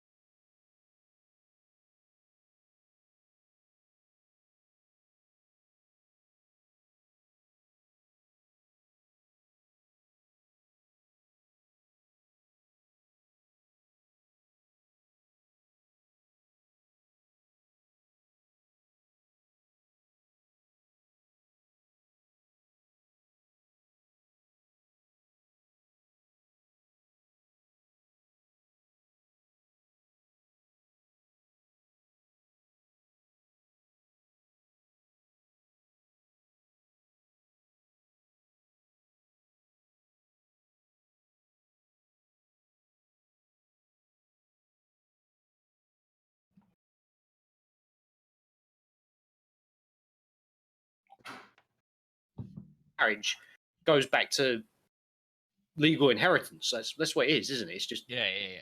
it's just managing inheritance law, basically. But yeah, so I'm quite happy, Roach, to be on the fly creating Uteshian culture, which is based on actually a large range of Central Asian cultures, not just Mongolian. I I think it's like Turkmenistan. What I was thinking in my head. Yeah, that's I had like Central Steppe kind of like kind of steppe peoples in when I was thinking of because I have most of these already kind of worked out. Utesh was the least developed of them because it was the furthest away in a lot of ways. Yeah. Like second only to the other nations like on the other continents, which you guys don't even know what those are because those aren't on any maps or acknowledged by any nation on Ural, so you don't even know them. Except, well, you do know the Tabaxi a little bit because they have their own kingdom on the Sakesh. But they're not necessarily. It's kind of like Japan. The Tabaxi kind of come from like a Japanese kind of like island culture. And the dwarves are going to start westernizing them rapidly. That's kind of the thing. The dwarves are trying to muscle into the Sakesh Isles. That's kind of where I think you guys learned a bit of that. There was a lot of trade coming in from Zukesh. And there was a lot of infighting between the northern hold and this hold. So there's Yeah. I've got a lot of things in this world that are worked out that you guys don't necessarily hear a lot. Fair enough. I've been working on this one for a while. I built a lot in this. Yeah. This world, yeah. It's also Anyways, good to make maps. rant time. Hmm. Relating to the scouts, my girlfriend's son obviously had a scouts award ceremony, and as part of that, they did it in a church. And I understand that scouts as Christianity is one of its foundational things, right? Going back to its foundational, Christianity was a big thing. I ain't got a problem with that, right? Despite the fact that they're supposed to be now, non-faith specific. But what's really pissed me off was one of the hymns that they sung was a hymn that was very anti-evolution. And it was going on about, it can't be chance and those sort of references, which really, really pisses me off that they chose that specific hymn as part of this thing to do with scouts. And it's like, hold on a minute. Me and my girlfriend are both, she's pagan. I'm very strictly, not like angrily so, but I'm atheist. And I don't feel that it's any place for the scouts to start indoctrinating what is an explicitly anti-evolution hymn into children that could be from any faith. That seems to me rather ridiculous because you're confusing children who are learning about the idea of biology at school at that age and are going to be going to secondary school where they learn how evolution works. And it's a proven fucking theory. I'm sorry for anyone offended by reality. Well, there's preaching a message of religion, which is one thing. There's bringing in a hymn that is explicitly anti-evolution and pro-design creator in an organization that is supposed to serve children from families of any faith or none. Yeah. Even if they have Christian values at their foundation, they should not be choosing things that have a definitive agenda. Welcome to the United States. We don't have. This is not a general problem here, to be fair. Yeah, this is in Scotland, so this isn't. This is the reason why I'm ranting. This isn't like something that you kind of just like used to. This is pretty, out of the norm. I had a teacher, my biology teacher, actually, in high school. My biology teacher, because it was just a basic biology course, so they didn't really cover evolution in that. But there was an off-topic thing that kind of came up because we talk about kind of stuff in biology, and it was going like, and do you think you came from a monkey? And was one thing, and his first like what this course is kind of like setup speech for the whole class was two most important books in your life both begin with a B. One is your Bible, the other is your biology book. Oh God. Yeah, he was my biology teacher. I learned a lot of stuff outside of his class, more so. I don't have issues with people having faith and being very passionate about it. I don't have issues. I very strongly believe in freedom of faith. But that also coincides with freedom from faith. Yeah.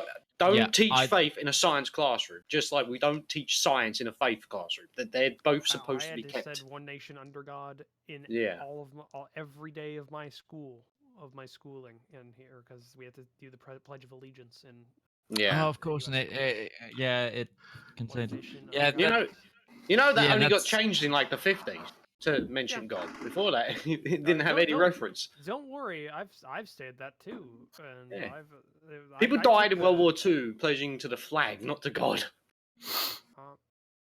There was also a time when in the United States, whenever the Pledge of Allegiance was done with the Nazi salute, because before it was the Nazi salute, it was a normal thing to do the hand out towards what you were kind of saluting. Yeah, that's you can find pictures of that. Kids doing the Pledge of Allegiance with that symbol, which is did not age well.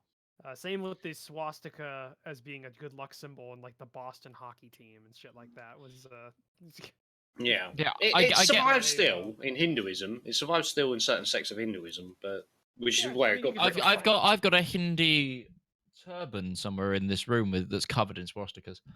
Because that's what it meant. That's because Well, in the army, like in your oath of enlistment, at the end you say, "So help me God." Yeah, I disagree with that too. Yeah. I'm Yeah, because an if atheist what since I if was a Hindu joins your army? Do they have to put an S on the end? I think it was See, actually that's the treated thing. as Actually, human. that depends on the but, interpretation. see, That's that's an the interesting. thing. It's ever like even for our like because before we go out and like do almost anything, we always had a prayer, but it was a very non-secular prayer. Hmm. And even like because I had a bunch of friends that were almost hardline atheist, and like maybe it was just because we had respect pounded into us from day one, but even they, everyone would bow their head and be respectful about it. I've never heard anyone having a problem with it, even if they were almost hardline atheists. Yeah, but I don't have a problem. I don't have Being- a problem with it if you're doing that, but the oath is something you're required to do whenever Yeah. you go in. Yeah. I don't Being necessarily res- agree yeah. with that. It's the same thing. Like people got up in arms whenever I don't remember her name, but there was a recent senator or a representative from somewhere that's Muslim. And so instead of swearing her oath of office on a Bible, she did it on the Quran. Jefferson Quran, Yeah.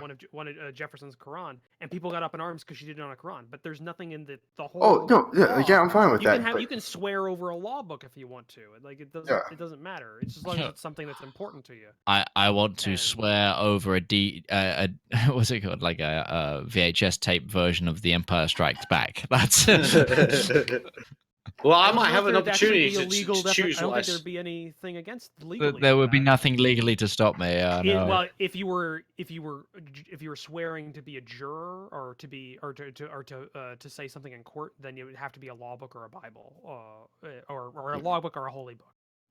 Okay, Harry Potter and the Deathly Hallows. Well, no, Jediism's a recognized religion. That's why I was Not here.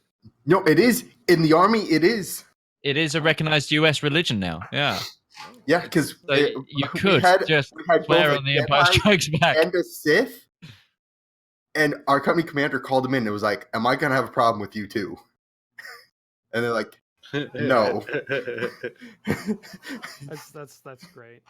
But yeah, That's actually, pretty good. I actually don't think it's required to say under God anymore, or so help my God. And thing I think you can say so help. You can replace it with something else in the oath now, or something. Yeah. There's some in the Air Force that came up recently. Well, you might be able to. They Oh. might. They probably changed it. There was a I big remember thing it about being the "So Air- help me God." Yeah, And- it's a big and thing just in the to- Air Force that happened recently. I just Just don't to know rewind what you would to- swear on, but Yeah, So just help us, just maybe? to rewind to something that was said about would you have to tack an S on for Hindus? It depends on the interpretation.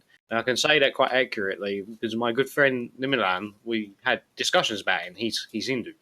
Certain interpretations of Hinduism believe in the concept of one God, but it's not a God like we think of. God is more like this all-encompassing thing, and It's like each the of the seven gods from- are Yeah. different parts of the same one God. yeah. Yeah, well, technically, the Christian God is three gods: Yeah, Depends But- on, it's, but- it again, obviously- Father, again, the Son, and the depends Holy on- Ghost. It's Again, Three depends on the persons in denomination. one God. it Depends depends on the your denomination. interpretation and the Yeah, again. because there's hundreds of different denominations. But yeah, Yeah. I go back to the original topic. I completely understand it comparatively for a UK thing. I completely understand where Utari's coming from because everyone in the UK is very well. It's their thing, like generally in terms of either both religious and Non-religious, along yeah. along those lines. It's all, and a lot of people in the UK have a problem when someone's quite preachy about something.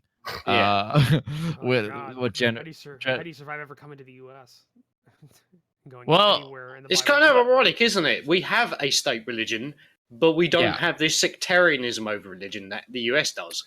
Well, yeah, no, that was because our monarchy hated the idea of the religion controlling them. That's the thing. We still have a monarch, and then I guess the same sort of element comes in.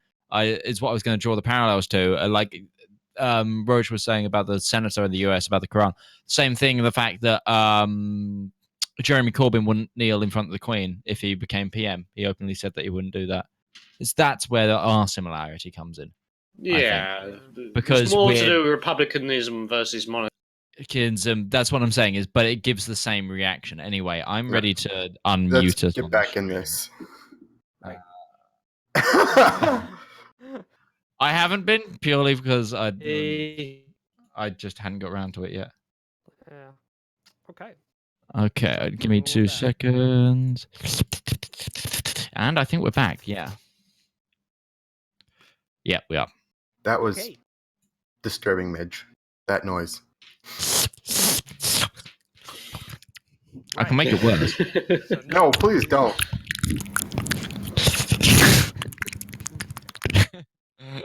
Oh, dear. Ugh. Flava beans. Flava beans. You forgot the flava beans. Oh, that's what he's enjoying. Okay. Mm, So, tasty. all of you decide to bed down relatively the same time. R1, you're maybe like an hour later than everybody else, and you file back in. Everything's being put up that can be put up. People are sleeping where they lay, and you've got your bedroll laid out. So you head to bed. Rivallon, you do you're sitting up against the side of the hearth, doing your normal meditation routine instead of sleeping.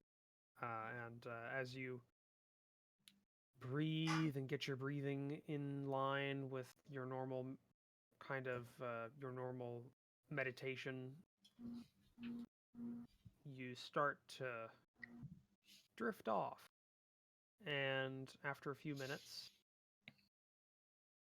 you are again in a black space. Oh, bloody hell, not again. Said the bowl of petunias. A void surrounds you. You're standing on a black void as well. It is featureless as far as you can see. You look around, and after a few minutes, even the sound is murky. When you turn around, you see, again, a symbol. But then you see it's not the symbol. It's on the face of a featureless being, bipedal, humanoid in shape. And you can tell the crescent you were looking at before on its side with a red patch above it, in this setup, no longer looks like a crescent on its side. It looks like a stylized smile of crimson. Oh, color. Never mind. Stylized smile of crimson. A smile of crimson. One pill makes you with a reddened, destroyed eye. Alice? It stands there, standing at about 6 feet tall, just looking at you. Ooh. Hello. How you doing? Hello. Who are you? A friend. Does this friend have a name? In time. Okay, in time. You knew I was going to do it. Yep, I did. That's the... Yeah. What do you want? To help. With what? You can see, like, although it has no actual features other than the face, stylized face, you can tell it takes in a breath. Vengeance.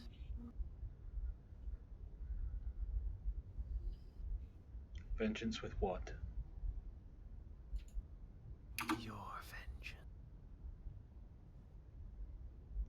Who are you?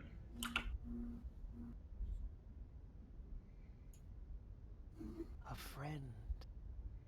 Rivallon.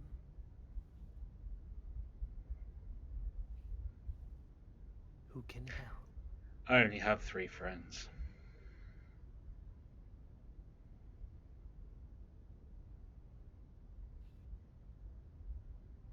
And you're not one of them. We'll soon see. You can see the redness dimming, the form melting away into the blackness. And again, you're left with nothing around you. You blink. You're back in the tavern. The sun is rising. I'm late. Fuck. I was just about ready to say, the sun is rising.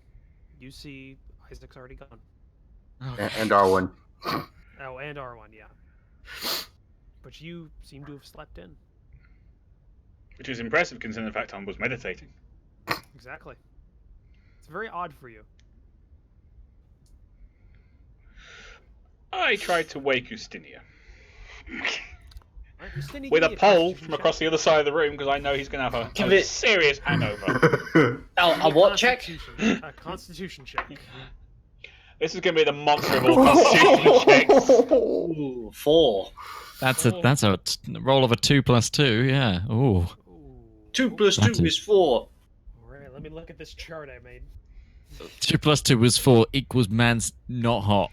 Man's not hot. Ooh, okay, Babe, yeah. man's not hot. Right. He's dying? Right. Utari, imagine the worst hangover you've had in your life. Oh god. Yeah, I've had a few. Imagine I've had a the few. Imagine, yeah, okay. Imagine that, like the And worst. now add alcohol poisoning. No, the worst bender you've had, like when you were like young. I'm assuming you probably did it pretty. It was, Yeah. Very hard when you're younger, and then it kind of tapers off as you get older. Yeah. Think like that, but now add in the fact that you just slept on a hard wooden floor. I've in been the there. Same, yeah, in the same clothes that you were wearing for the last couple Yeah. of days. Sorry, same there. set of armor. Same in armor. Okay. And Which is covered in vomit. And Brilliant. I'm gonna need you to make another Constitution check. Oh god. Oh. This is to decide whether or not you need a med potion to keep you alive. This or we is need to the- use a Phoenix down. Okay. Well, you don't have food poisoning. So that's Hey, the alcohol saved No, me. the kebab. The kebab It's a saved little, me. you're like a little queasy, but like not. I'm not good. That bad, not that bad. But you like, Rivallon's poking you, and like it feels like somebody's like hitting a gong near your head. Not bad because in fact I'm poking him in the leg. So the rest of the It's podcast is just going to be us traveling. web. The rest of the podcast is just going to be Ustinia. It makes No. it even worse that you're sitting next to you decided to sleep next to the hearth, so there's flickering firelight as you open your eyes, and it's just Oh. And you've been sweating, Oh, which the means pain. you've been even more dehydrated from the warmth of the fire. Oh, kurwa. English! What? Common. And I pull whatever I had over me back over my head. your little fur blanket you just got Yeah. Is there an equivalent of in this universe of dark sunglasses? No. I Well, doubt yeah. glasses have been invented yet. No, the glasses exist, but they're like it's like elvish craftsmen can make like very finely made lenses for things like magnification and stuff like that. Very rich people can afford glasses if they need it, but it's yeah, those exist. Those exist. He just needs a World- hat worn very yeah. low over his eyes. yeah. Sunglasses must Rivallon- exist if there's vampires in this universe. Is anyone at the bar serving or anything like that right now? Yeah, you can see like this this somewhat like stout human woman who's there now, and you can see there's some smoke rising from what looks to be some cooking surfaces and they've got stuff sizzling, and you can smell it. Okay. It's not the best, but it's greasy and it's there. Ustinia, stay here. I'm going to go and get you a cure for your head. So Stenya, what you hear there is just like a whole bunch of like loud noises and it's just like Loud noises. yeah, just loud noises. Shh. Okay. I need 2 of your biggest jugs of water and the hottest, greasiest food you have. Right. How much? She's looking at Stenya while she doesn't. Yeah. What is free, love? Yeah. Greasiest. How about 5 coppers? Yeah. And that'll buy you 1 for each. Fine. Done. She's gonna run outside, buy a kebab, come back in. All right. There you go. Done. Is that with or without a hair of the dog?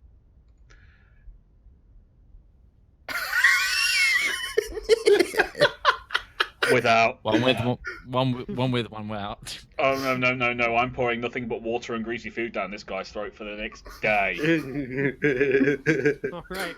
It takes Stenya, you're just in agony, and it's like Exactly. His brain is dehydrated. That's why it's shrinking and causing him pain. He needs you're in water. agony. It feels like an hour, but in all honesty, it's about like 10 minutes. And Rivallon, you're coming back. You have 2 big jugs of water. Like these are normally like serving girls are carrying an ale, but these are big things of water that have been taken from what they use. And you have with you some fried sausages that look to be large breakfast sausages, a couple of millet biscuits, curded cheese that has been fried, so fried cheese curds, and some stewed pork in a bowl, like Cool. all kind of on a big platter. And you can tell this has been made on like the same skillet, like cooking surface. So all the juices are like mixed in together, and even the biscuits have like a little bit of grease on the bottom of them. Nice. You can sound like a standard menu, sort of like breakfast. I'm sorry, Midge's dad. We'll be quiet.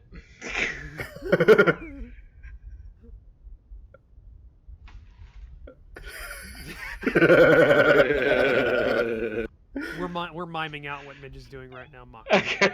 for podcast listeners. Yeah, it's fun. He's staring at the door now.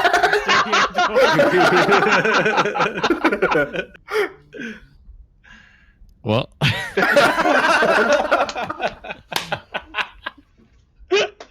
Don't worry, we surely weren't just having a laugh at your expense. Not that you We would never know never unless you do that. reviewed the podcast audio. Yeah. So yeah, you have a fairly loaded platter of food that is now presented in front of you, Stenya, and the scent is really nice. It's really good. Okay. It's not what your wife would have made after dinner, but definitely reminds you of her a little bit. And you start in on it. So you start in on it. You're down in some water, eating a couple of biscuits, some of that sausage, and yeah, you're just nothing else matters but the food in front of you. Ooh. So, while that's going on, and while you're helping him nurse his massive hangover, right? As he needs emotional support. Yeah, well, I took 2 Maybe a gold. life support. When I smell the smell, I just think of my former lady, Nyazik. I just mentioned her name like Nyazik. Oh, where am I? Where am I? This is not home. No, mate, it's not. So don't even think about doing what you would normally do at home right now, all right?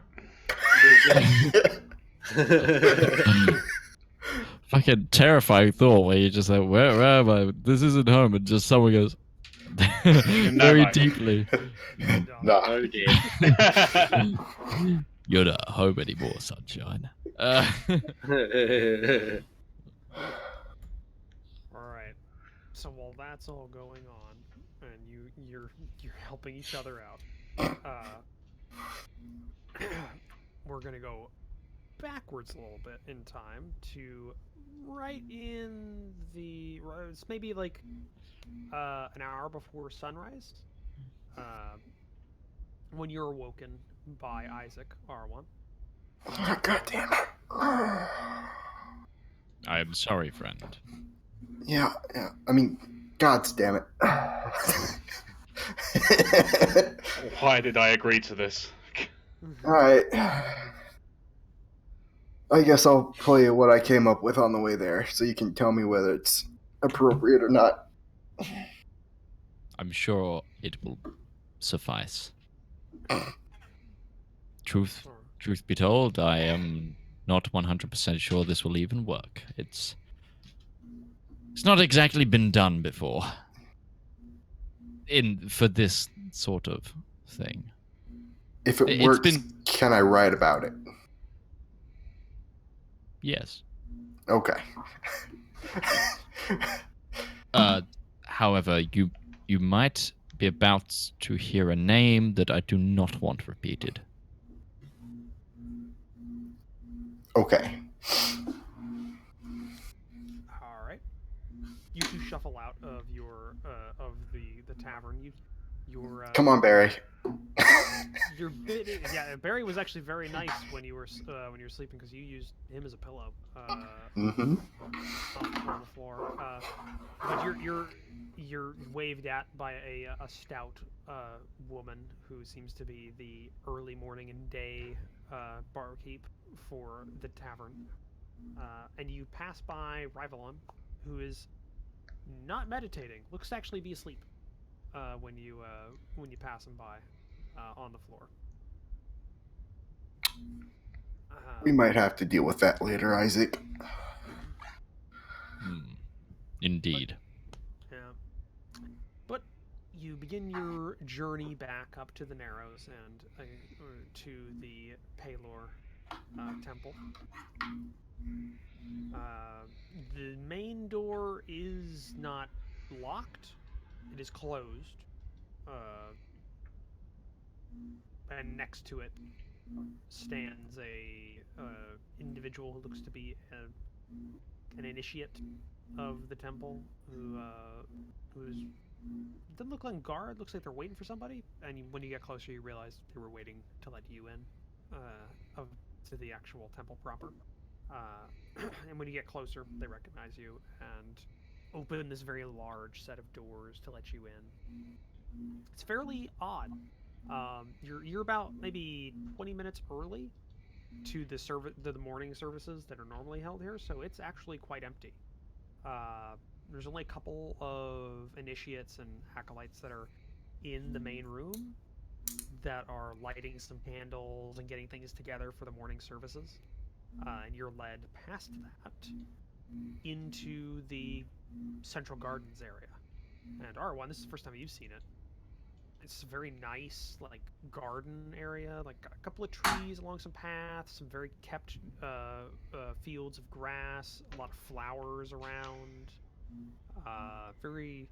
Usually you notice that the flowers are very predominantly a white and yellows and kind of the colors of Palor. But it's very pretty. And you're continuing to lead back behind R1 and this acolyte as you head towards a smaller building to the back of this garden area. And that seems to be where you're being led to. The same one you were led to, or the same one you went to last night, Isaac. And when you both enter, you are again greeted by the High Priest. And you see Sister Agatha. And a few other individuals look to be higher ranked in the church, not as high ranked as the High Priest and the Sister Superior, that is Agatha, but fairly high up there from what you can tell by their dress. There's maybe about 5 people there, including the 2 that you know, Isaac.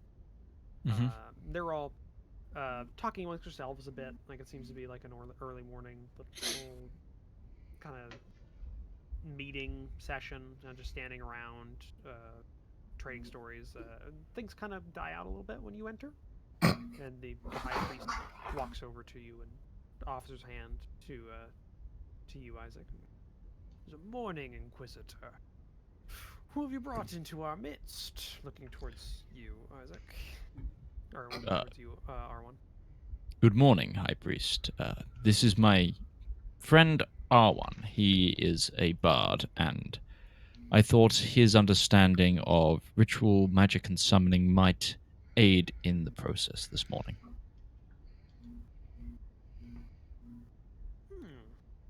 All right. We can. It's unorthodox, but we can accommodate. So, what is this ritual entail? What are we to do to aid you in it, Inquisitor? Do you have the other artifact? We do. And he motions for one of the individuals you don't know the name of. That one, the two male humans walk off to the side and bring out what look to be, it's like a glass container, a dome with a bottom to it, and what you can see in there is looks to be a bone of some sort. From the looks of it, maybe the finger bone of a human. It looks to be, and the closer inspection you can also see it's like wrapped in like very fine silks, and it's got like a ring on it, so it actually, with the silks wrapped around it, it actually looks like it still might have skin on it, and the ring's still on it, so it's... Hello? Oh. Well, Oh, Discord's dying. Discord is dying, everybody. Discord is dying. You guys hear me? I can hear you. You're not moving. None of you are moving. A little. Discord's having a fun. He's done a robot, and everything's jittery. Yes. Why don't we relocate to Midge's one of Midge's talking rooms? We'll ditch the cameras until this. Oh no, you're back. Oh, it just fixed. It fixed. It just. Oh, It just fix? refreshed. Okay, Yeah. that's weird. Everything's clear. I think they must have just had a server hiccup. I'm guessing. Possibly. But yes, you see what looks to be like a finger bone of some sort of humanoid creature that's all played there. Anyway, looks back to you. The finger bone of Saint Beep. Well, High Priest, what I require of you is to lead a prayer and ceremony. Basically, what I'm essentially trying to do is create as strong a presence and as close a strong of I'm not wording well today. A strong a presence towards Palor as possible. It should aid in my connection. I've got to try and contact someone in a different plane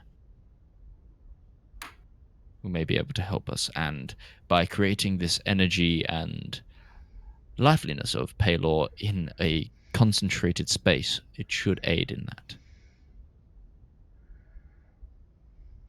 We can try.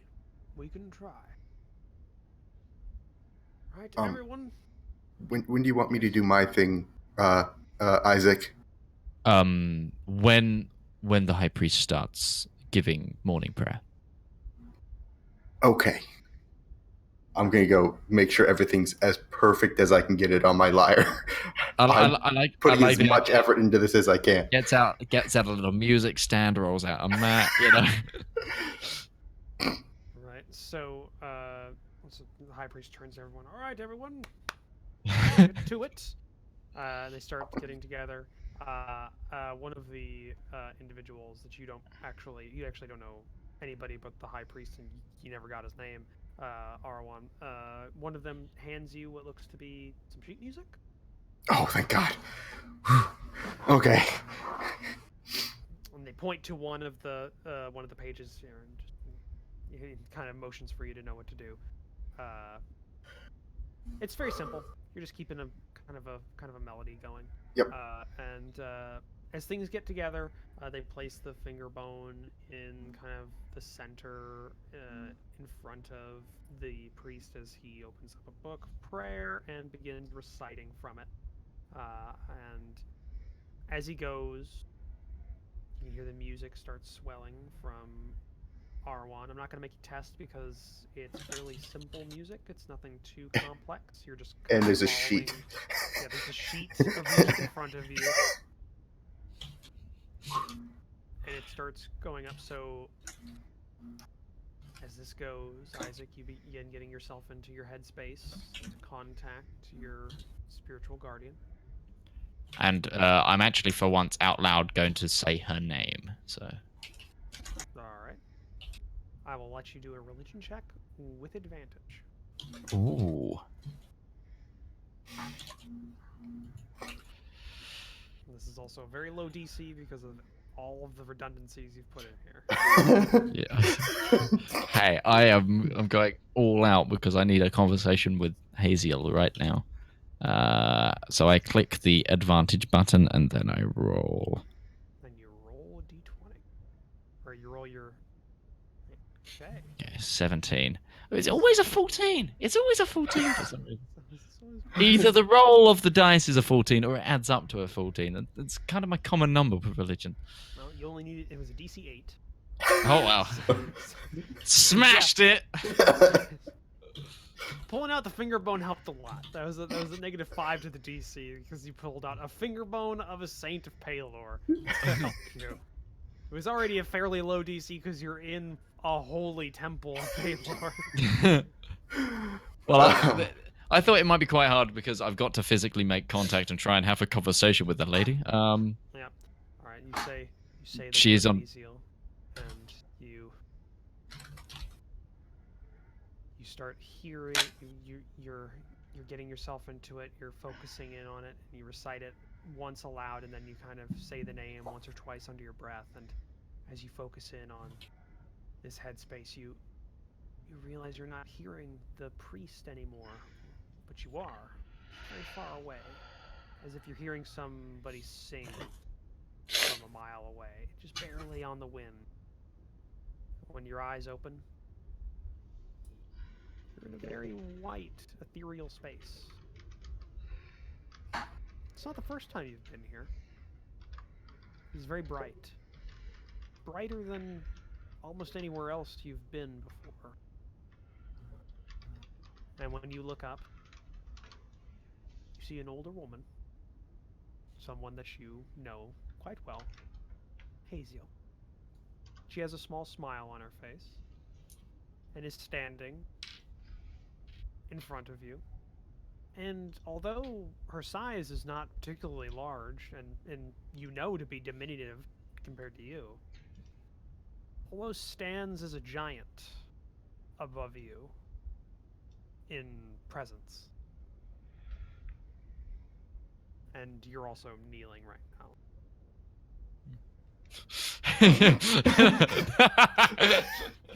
Yeah, the kneeling bit helps, doesn't it? It's like the whole... What was it in the film where it's like he thinks he's drowning, but he just has to stand up? Yeah. Oh, that's Robin Hood, Men of Thieves. Oh, Yeah. Prince of Thieves. Yeah. She motions with one of her hands for you to rise up.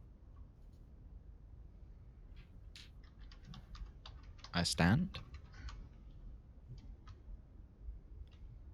Isaac, it's been too long. It has indeed, Auntie. I wish this was purely a social call, however. It seems there's some dire matters I could really use your guidance with. What is it of you? What is it that you require of me?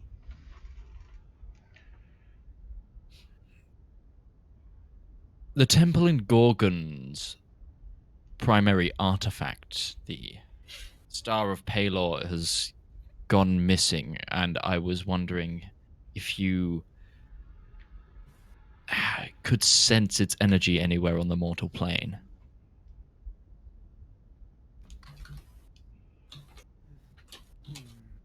The Star of Palor is a great artifact to our lord. It is very important for his works in the mortal plane. It is not too far from your current location. It is on Iral, somewhere on the peninsula that you now stand.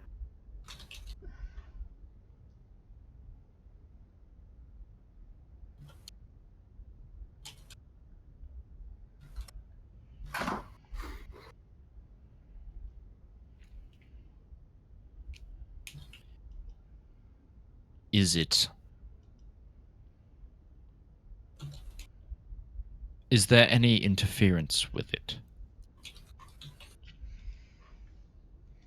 It is worn by a non-believer.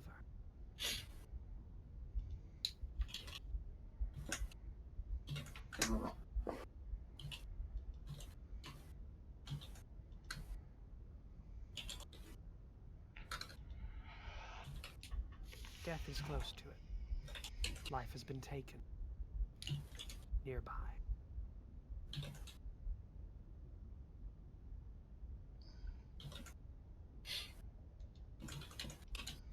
By the way, while this is going on, Arwan, you're playing, and when you look over, you see Isaac. He's in a prayer position, kneeling down on his knees and his hands together. But you can see. Normally, I mean, his eyes are featureless, and they're still featureless, but you can see light coming from his eyes, forming a pupil as he is speaking, and like as he's speaking with his guardian, you can see his mouth moving. No, like very little, like somebody's like mumbling their words, just like. Yeah, there's no sound, right? There's no sound. It's very subtle, but because you're looking close and you're used to your friend, you can see this. Back to Isaac. Of course, I'm not wearing my hood either, so. No, you're not. I'm glad you found your friends, Isaac. No one should journey by themselves. That leads me on to something else I would ask of you. One of my traveling companions is suffering what I can only assume are nightmares, but he's elven and doesn't sleep, and it's very unusual for someone, well, according to him, for this to be happening. And he's been seeing this symbol of what I assume is a god. I do not know. I wonder if you could shed some light on the situation.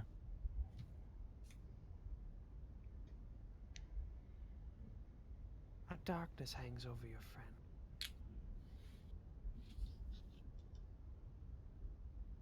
In the darkness, foul things can spread.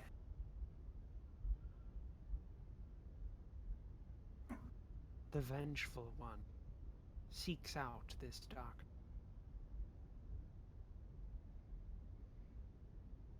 She seeks out followers for power.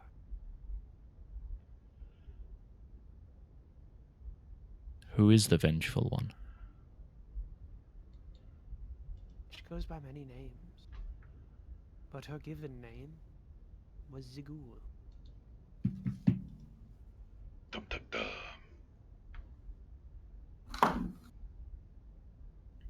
Is there anything I can do to help him?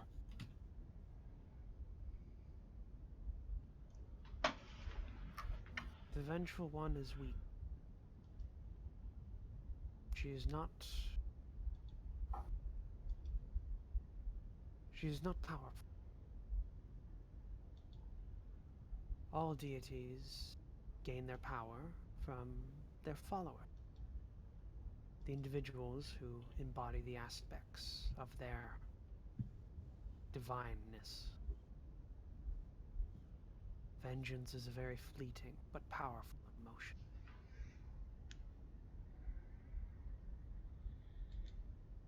Dealing with this undealt with emotion will weaken her hold. But there is much vengeance and anger in the city you now reside in.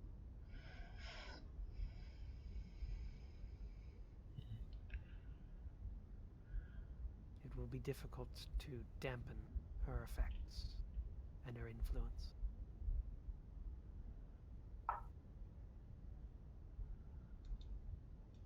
So you're saying the longer he stays in the city, the more dangerous it becomes for him? Her connection to him is empowered by him being close to more vengeance, such as my power is enhanced by being near to the temple. Yes. But danger is a relative term. Some seek out her power and will. For she may be vengeful. She does indeed gain and give power to her followers to seek out and complete their desired vengeance.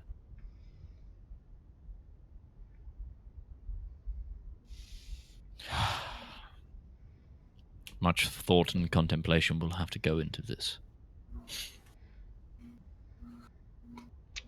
There is one more thing, Isaac. Yes? Since you left your monastery, shadows fall from the west and grow ever larger. Their source we cannot ascertain. But you must be cautious. The West, you mean the old kingdoms? Yes. I will stay vigilant. A little smile across her face. It is good to see. And you. And with that, Isaac stands up and bows his head and returns to the mortal plane. All right. It's getting towards the tail end of the prayers. You're almost out of sheet music. R1. It's been about 20 minutes since this started. And you can also tell by the way the sermon's going, it's near the end of it, or near the prayers, or getting towards the end. And you see Isaac, his eyes close for a second, open back up, and the pupil of light that were on his eyes now is gone. Isaac, you're now back in the somewhat familiar small room in this this prayer room in this small outbuilding of the Palorian monastery or Palorian temple that is in Gorgon, and you can hear the tail end of a prayer that you've heard many times, and accompanied by some very nice lyre music by your friend Arwan. Isaac gives a knowing smile to the high priest to sort of signal that it worked, and then joins in with the rest of the prayer. All right. Doesn't go for much longer. Maybe about 2 or 3 minutes left before it ends, and everybody starts shuffling out to go about their duties after their morning prayers. And when they open the door, you can see there is a light coming in from the outside. It is now definitely the morning, as well as you can see through the large window behind the priest that kind of lets in natural light, filtering it in and focusing it down to where the finger bones were, which have now been moved out of the way. So yes, you're now actually kind of left alone. The high priest nods to both of you before, while talking with Sister Agatha, shuffles out before leaving you with just Sister Agatha, who is now just getting up and going over towards you, and looking towards the finger bones and you. She asks, "Did it work? Have you communed with your whoever it was?" Yes, with a smile to his face, Isaac says, "It worked, and it's one of the most powerful connections I've had in a very long time. It was nice to see my contact again." It is good to know that a inquisitor who has such a firm connection with our Lord resides in our temple for now. It is warming of the heart. She gave me some insight into the missing star. However, I do fear that something terrible has happened, and with your permission, myself and my party will get underway as soon as possible. You have our permission. I hope good fortune comes of your expedition, or whatever you call it. We will keep an ear out for any information that may pass by us. Hopefully, you can find it without too much trouble. And as well as finding our fellow priests and priestesses.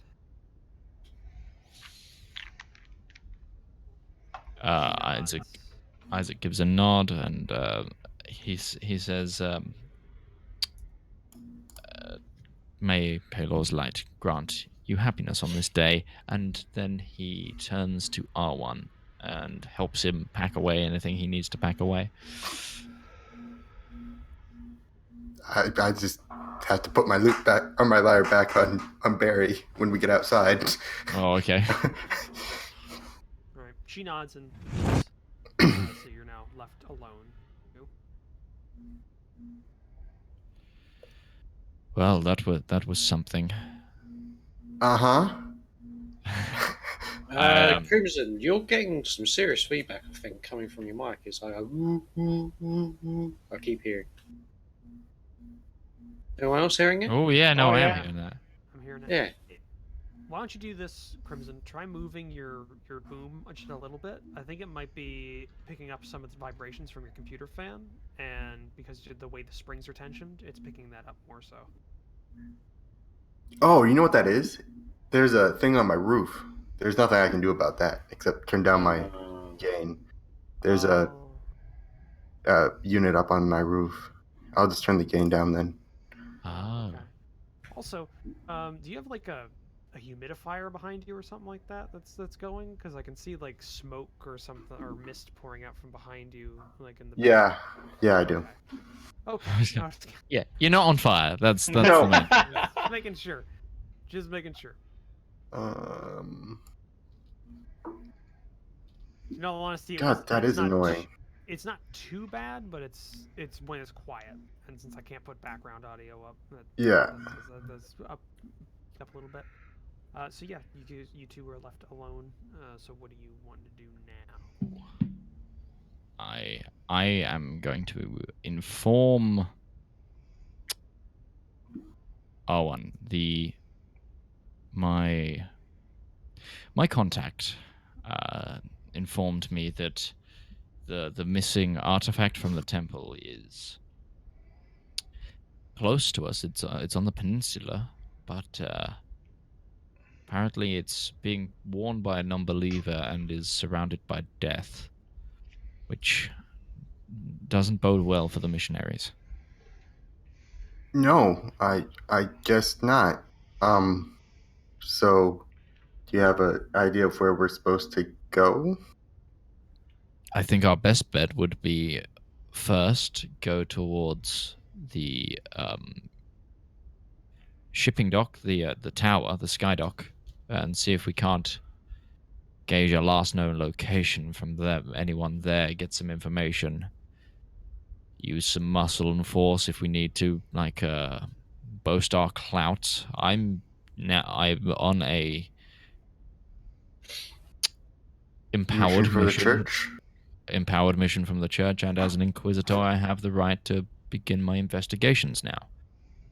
So, if we have to go hard, we can go hard on them. But we need to find the Aquila as soon as possible. I also asked about Rivallon. Yeah. And well, I'm not going to go too far into it with you before speaking to him, but it would be wise to get him out of the city. Like something's coming after him? Like we need to fear for his safety type of we need to get him out of the city, or His mental well-being more so than his safety. oh, so this has something to do with the gods again, doesn't it? I'm afraid so. Right. Alright, well. Oh, and thank you for being here today. It was a great help, I've no doubt. Yeah, anytime. I think I might have a way you can pay me back, but that will come later. Should we go get the other two? Make sure We'll head back to Rivallon. Stenia's still alive. Oh yeah. All right. You head back towards the dying on. Cosplay the dying. You head back to the Broken Mast, and it's been a while. So Rivallon and Ustenia, you've both had some time. Ustenia, you finished your breakfast. Okey-doke. And downed quite a bit of water. So make a Constitution check with advantage. It's been a while since you woke up. And I've poured like 4 pints of water into you. 13. All right, it's a hangover, but it's not that bad. It's not as bad as it. I can live with it. You can live with it. You've had worse. I've had worse. This is having all that food down your gullet has sopped up a lot of the leftover alcohol in your system, and you feel better. And you're just now starting to feel alive yourself. You're alive. Good news, everyone! He's alive! The miracle of food. Is there anything you'd like to do with like the time that it takes them to get back to the inn, or are you guys just gonna be just waiting for them to come back? I was I have no motivation to go elsewhere. You barely have a pulse at the moment.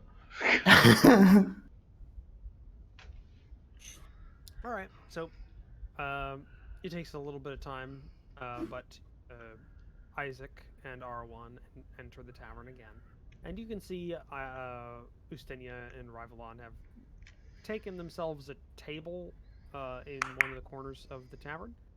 They're standing there. You can see an empty platter with a couple of one empty and one half-filled pitcher of water in front of them both. Like water. Yeah, doing all right.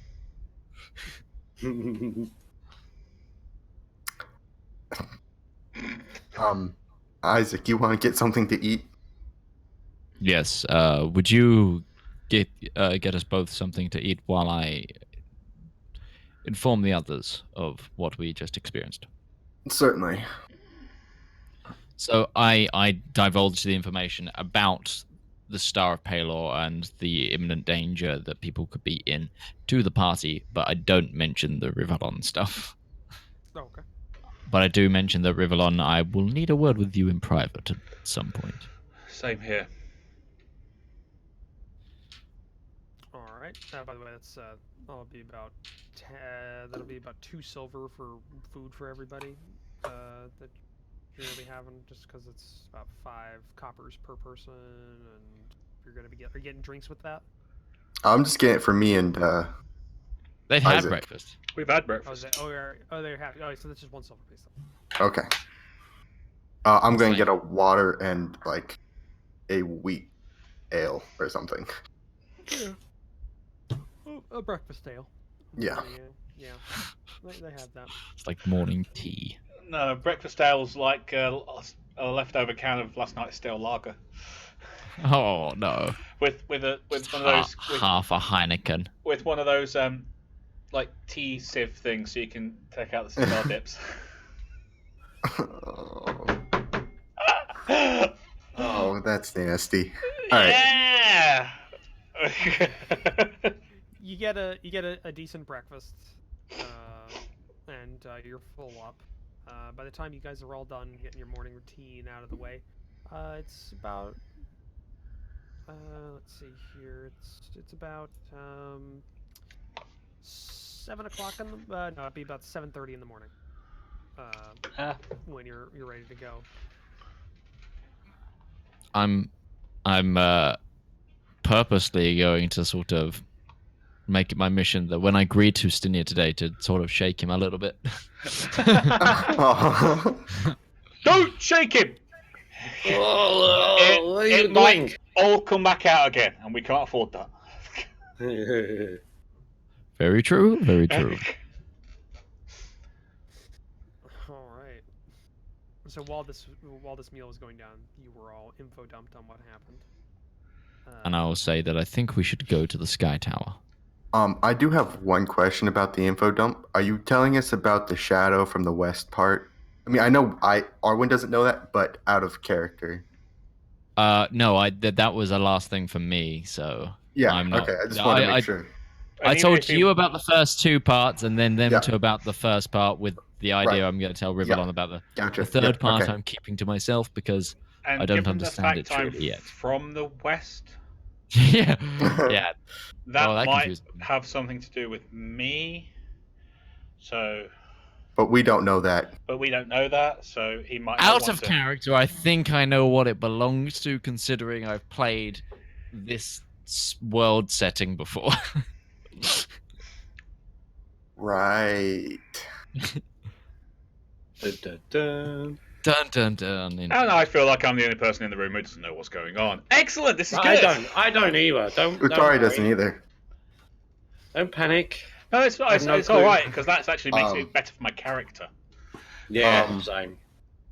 Right. So should we go to the Sky Tower? Yeah.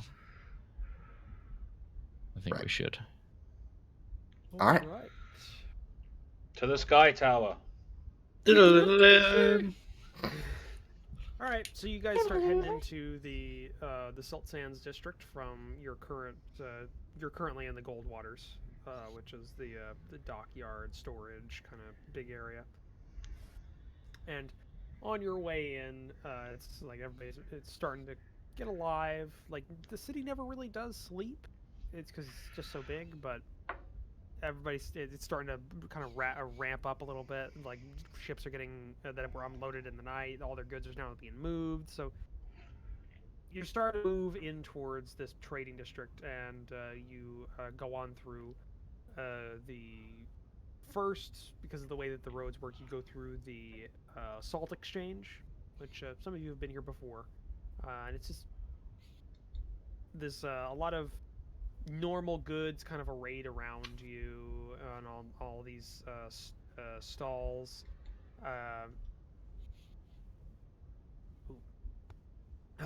A lot of basic items, a lot of bulk items, that kind of stuff being sold and traded and everything like that. It's still very early, but you can see things are starting to ramp up a little bit.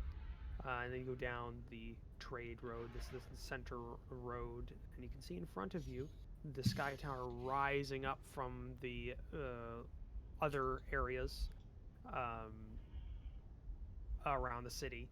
And at its base, you see the Null Rack market, which, just like the last time you were here, filled with finery and exotic goods, smells of exotic foods and spices, and just that you can smell. It's like the sense of the world all mixed into one around here. But you do see at the base of the tower there is an entrance that looks to be to a elevator of sorts that goes up along the spine of the tower. Does look to be open right now. There doesn't seem to be any thing stopping you. Isaac, Back in a bit, guys. I need a quick loo break. this is your Well, we need to find someone who is at least somewhat in charge, or if there's like a dockmaster, quartermaster, someone who would know maybe what the problem was, or what the situation is. Last known location as well. That's mighty helpful. I've the been route. told. Or the route. The route would be perfect. Oh, and also I'm going to make sure that even if it wasn't abundantly clear by my uniform, I'm going to make sure that my pendant is out and that I have my manacles on my belt. Both sets. Okay. All right then. Sorry, that's not what I think of when I think Inquisitor. Is not a set of chain manacles, just hanging off their belt. That's their symbol of their status symbol is manacles. Well, I mean, I've already got like the rings and stuff on and all the paperwork. It's just one of those things. So it's just, it's like that moment where they like show their badge. It's that. No, yeah, I understand. I just think more like 2-hand, massive ass, fuck off sword, not bare manacle. I mean, I do have a long sword on me as well as a. Yeah, I guess. Like, loads of stuff. Right. So, what are you guys doing? So, what's your plan? Try and find the harbor or port master, dock master, aircraft control people, whoever would know. I don't know how these things work. However, whoever would know the route it would have taken, and if they've had any reports on it. Okay, so you're just gonna ask somebody or people around, or Yes, I will go find someone and ask where the dock master is. all right, you ask around a little bit. It doesn't take you long. Basically, everybody points up to the top of the Sky Tower. They'd be up there every time. And if you inquire, they point towards the elevator. That's it's not like against the edge of the tower. It's recessed in, so it's Okay. all flush. But yeah, there's like a little spine that goes up all the way. Well, it looks like who we want to talk to is at the top. So, I guess we take the magical thing that goes up and down. Magical thing that goes up and down. Magical Trevor is here for the day. Yes, let's go up. Do you have your horses? Yeah. Yeah, There's got to be a hitching post around here, right? There's a couple of hitching posts, yeah. That has been all over the city, so I'll just hitch I'm my gonna horse. make sure Barry stays with the horses. Okay. All right. Tell Barry to stay. He does. I'm gonna give him some. Oh no, I would have fed him when I ate. Nope, never mind. Yeah, you gave him stuff off your plate. Stuff he could eat. So yeah, you enter this. It's an enclosed stone kind of room. And on the one edge of it, you see what look to be a couple of crystals of sorts that are sticking out from the stone. Looks to be 8 of them in various different in a pattern. Is it just like goes up? Is it just a straight line up, or is it like the side by side? There's like a side by side thing. It's irregular though, and it wouldn't take you long. When you think about it, and you remember what the Sky Tower looked like, these match up with the various with where the different docking arms are up the tower.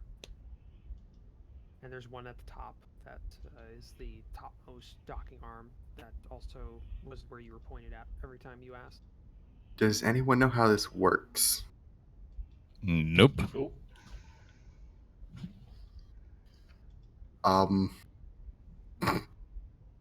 So are we just standing on the platform? We're just waiting. We're looking at these magical crystals, not knowing how they work. Is it I'm like going to touch the top crystal. All right. You touch it, and Touch.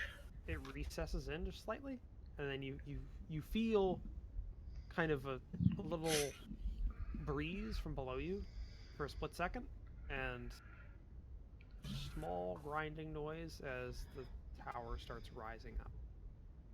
Like, it only grinds for a couple of seconds as it goes up, and then it starts going up along the recess. And yeah, this is weird. You can see out in front of it. There's no like door that stops you from seeing anything, and you're looking out, and you can see the city start disappearing below you. And you keep going up and up and up and up,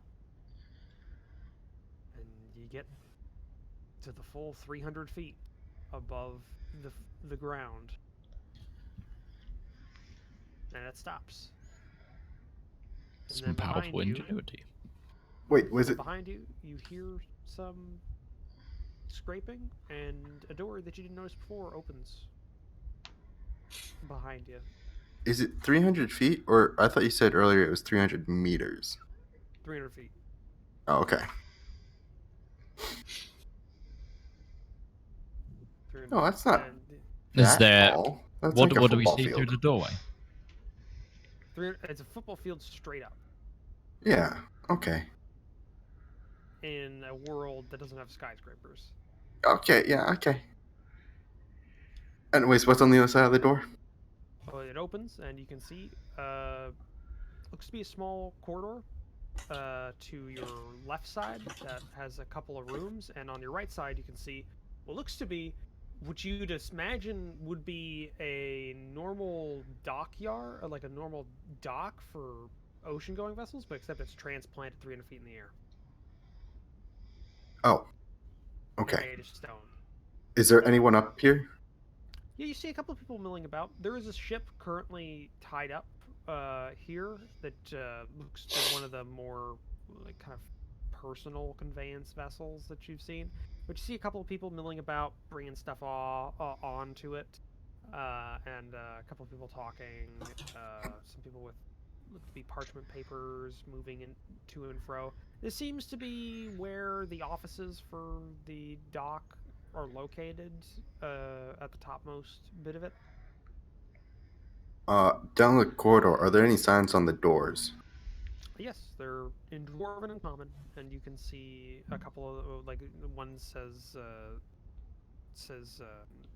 inspections, one says storage one, but you can see a little ways down when you look, you can see the Dockmaster. Hold on, I have it written down.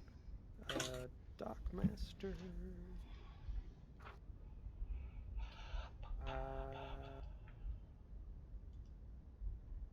Oh, hold on.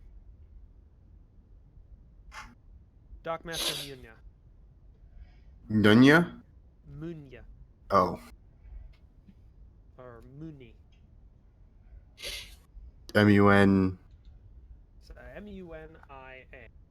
Muna. Okay. Muni. Isaac, you want to knock on the? You want to do this since it's kind of your investigation. Yes, all right. That would be correct.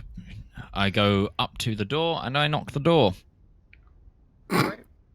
It is it's made of stone, as most things on this tower seem to be made of. But it does have it does seem to be made of a different one that kind of, when you knock, it does echo a bit. And you hear kind of a frazzled voice from beyond the stone yell out, "Come in!" I open the door and enter. I'm Right, expecting with the party following. All right. You see a dwarvish woman who is wearing what would at one point was probably very fine clothes, but it looks like she's been wearing them for like a week. She hasn't had a chance to change or wash them that much, so there's like dirt kind of building up in some of the recesses, and it's all starting to like wrinkle in different areas. Her hair, although braided, hasn't been rebraided in a long time, so you can see bits and pieces kind of coming out of the braids, and she's just very like stress in the eyes as she looks up from a couple of parchment papers that are lying in a pile. She's looking up. She goes, "What can I help you with? Who are you?" I'm looking. My name is Isaac. I'm looking for information surrounding the missing storage ship, the Aquilon. It's late. It's just late. I have pretty good reason to believe that it's a little bit more than that. I've been tasked with an investigation by the Church of Palor into the whereabouts of the ship. Now, if you would be so kind to assist us in said investigation, I would be much obliged. Make an intimidation check.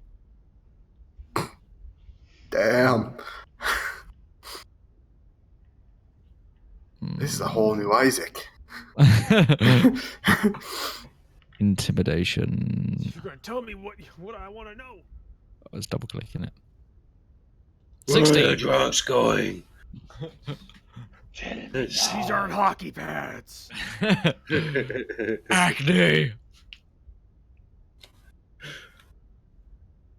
Kind of like looking back and forth. See the stress kind of all on the face. Don't know much. Didn't show up. It's all I know. Okay, well, I'll be the judge of that. May I take a seat? May we intimidate? Back and forth. She doesn't say no. Okay, I'm gonna take a seat in front of her at her desk. I'm gonna take off my my holy symbol and place it on the desk. Is this like the equivalent of like pulling out a gun and setting it on the table? Well, for me it is. It's my arcane focus. That's a quick Right. draw right there. She Yeah, just grabs okay. it and fires a bolt of energy at you and fires a magic missile off. Okay.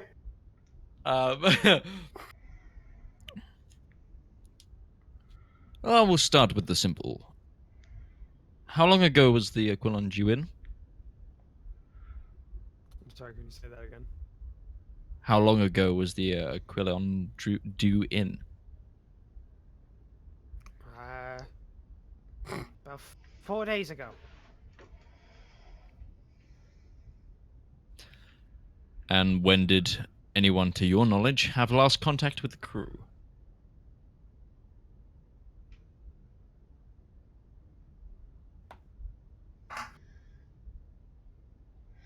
Last I heard, it was on time. Spotted coming in from Night Rock. Around. No. Can I make a insight check? Sure.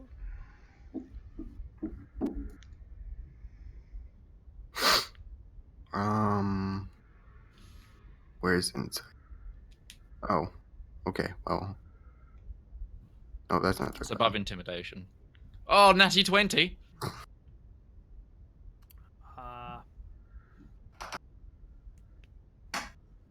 yeah, you can tell she's the mention of an investigation and the mention of the authority has what seemingly frazzled the last bit of her nerves, and she's not lying, but she's definitely doing this under protest. Okay.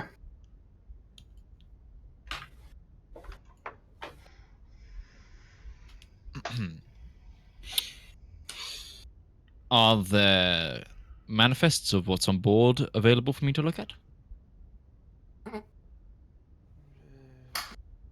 Not here. It'd be with whoever commissioned the ship, and it's the merchants commissioned the ship to bring in things that the merchants buy. I don't know. Can you what's find on it. me who commissioned the ship? It'd be a long list. It's all those down there. She points down to the null rat. Good 20 or 30 of them. It costs a lot to charter a sky ship. I'll need those names anyway. Okay.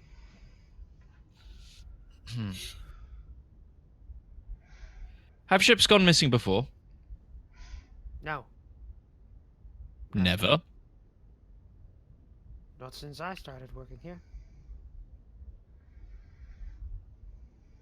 How long's that been? 4 years.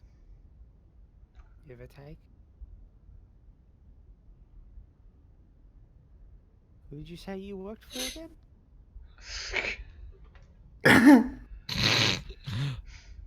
I'm a religious inquisitor for the Church of Palor. Right.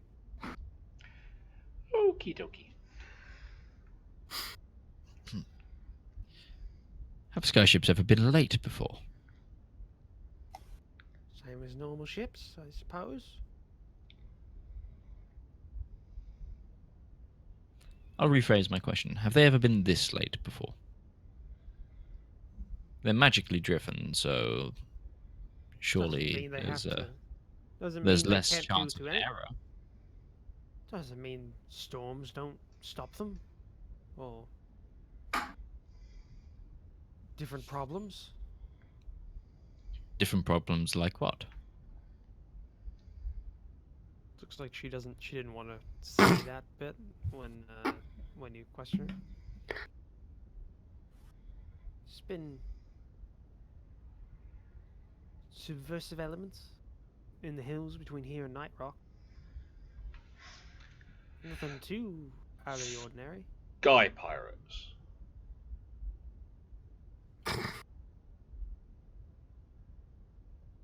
You're talking sky pirates. Ooh, sky pirate.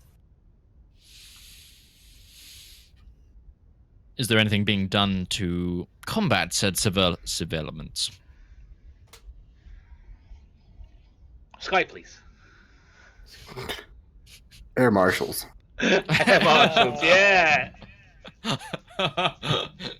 Oh, can you imagine a fantasy air marshal service? It'd go with the fantasy TSA. Oh yeah, I forgot about those from last season. Oh yeah. That was a great 20-minute tangent last one. I don't know. I don't deal with that kind of thing. I deal with the stuff that gets here.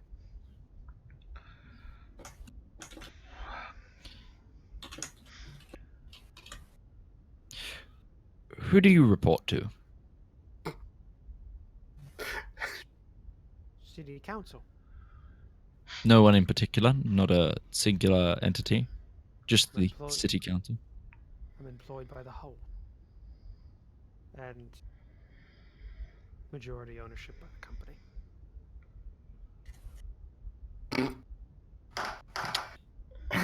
Company. Does this company have the acronym CIA at any point in its name? No, is this the company that charged me tax before? You've heard of the company. You've heard of the company. Is it run by lizard people? Silver sand. The company officers, did you have to make a report to them when the ship did not arrive? Yes. And who to the company did you make said report?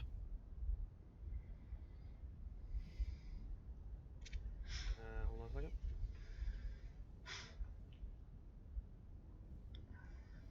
Billy Crackmail. She's the local head representative of the company. Where will I find Miss Craigmire? Trade office. It's in the Goldwaters district. They said if it's another 4 days late, they're sending out a group of individuals to go and find the ship. While I in don't the know. meantime, It could just be a storm. The North Hills are known for thunderstorms. How high does the Aquila fly? It's an older ship. It usually docks in Dock 2, so 90 feet above sea level. So it would have to go around the mountains. Well, around mountains, yes. The hills to the north, most of them are too small to get in the way. But low enough for someone to attack. I suppose. If From they one of those wanted to. hills.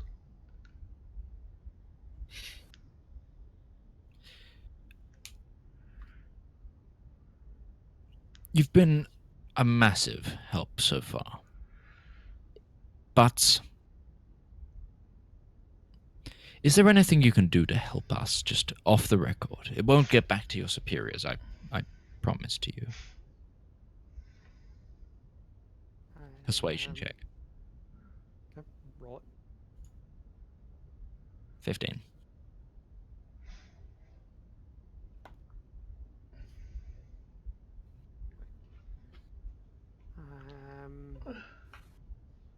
Just don't know what I could do. Anything you Like I can said, think of, as minute a detail as it might be.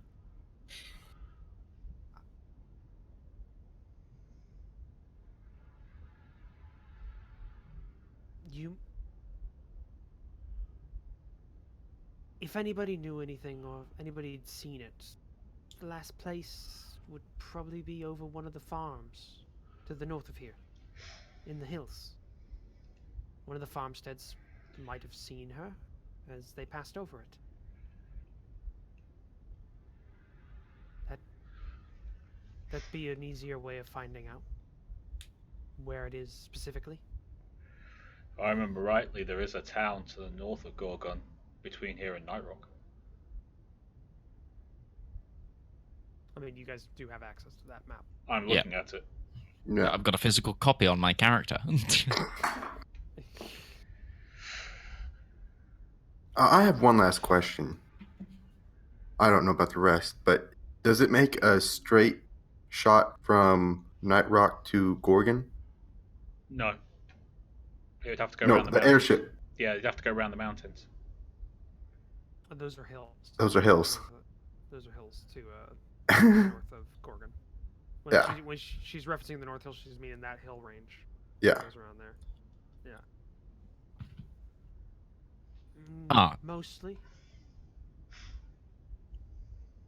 straight from Nightrock. It passes a little bit to the west of Nightrock and keeps going down to Gorgon. Is there a Okay. charter path we can see? Not detailed. Just straight lines. Even the smallest of aid might help. It keeps an eye on you and then goes into her desk. I'm going to pick up my holy symbol again, put it back around my neck. Turned into NCIS Gorgon. Hey, I haven't even broken out my fingerprint kit yet, or my luminol.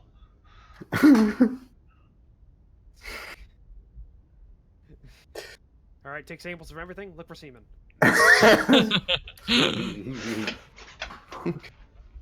right, and she comes back from her desk and she lays out looks to be a map of what you can see is a very rough map of the structure of the freeholds and beyond, and you see like it looks to almost be like a star pattern, but like instead of like an actual star pattern, it's straight lines out in various different ways.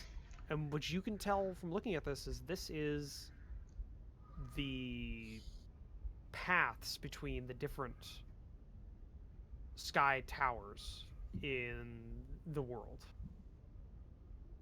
They're out there. And you can see Gorgon's pretty centrally located. There's also one in Takova in the center of Rivallon. There's a couple in the old First Kingdoms, a couple in the Successor Kingdoms, less so. Few in the colonies in Zeral, and a couple others in Rapkus.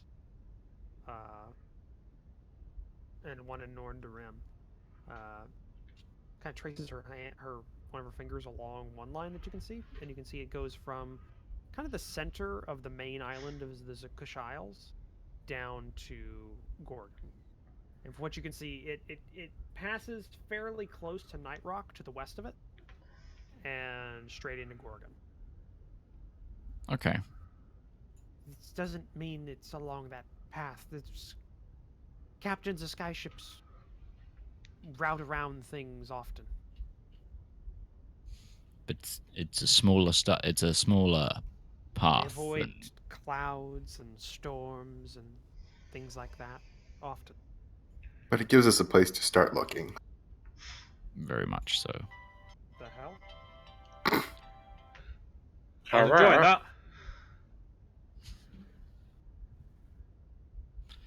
Well, I think that's all the questions we have for you. Thank you. You've been a help to the investigation.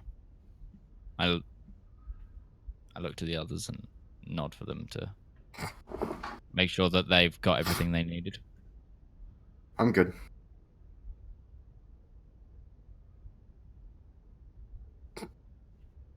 Are you two good? Yeah, they're good. Right. We exit this lady's office. Closing the door behind us. Hear an audible sigh of relief as you leave, and kind of like she's sitting on a wooden chair, and you can hear it creak as she's like leans back into it as she sighs.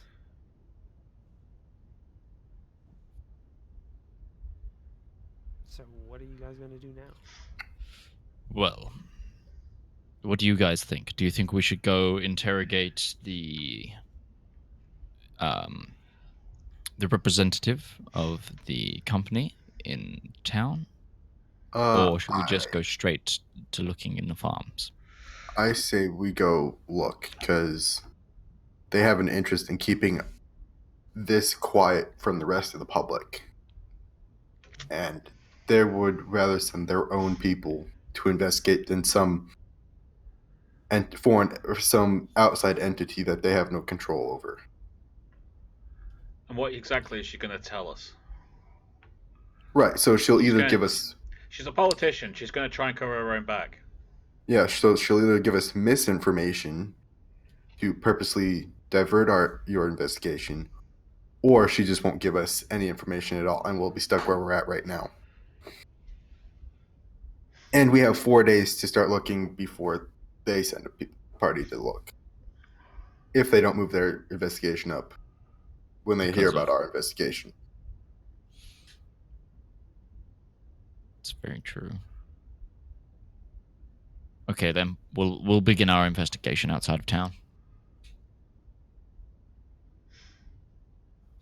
How big are the hills? Are they like? I'm trying to... You can see them. The range goes pretty close to Gorgon. They're... I mean, height-wise, like... It varies between them. You'd say the average is maybe...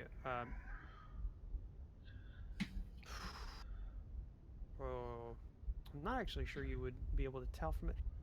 They're moderate height. They're not too big. There's no sheared rocks or anything like that. They're gentle sloping grass hills for the most part. You see a couple of larger ones that rise fairly high and definitely above the normal flying altitude Yeah. of the Aquilon, but most of them seem to be below that. Okay. By a fair bit. This is like if you ever been like to the Great Plains and you've seen like general hills there, like kind of like that, but very kind of close in together. Okay, okay, I got you. Yeah. Then my suggestion is we make sure we're good on rations Mm-hmm. and whatever we need for a journey, and instead of following the road up to Night Rock, we cut across the hills and See make what we a can say. I think we straight go line towards the farms and then up. Yeah, that works. Yeah, okay, I can do that. Especially since we have a ranger and someone who can And a wild live off man. the land. Yeah. Oh, wild man.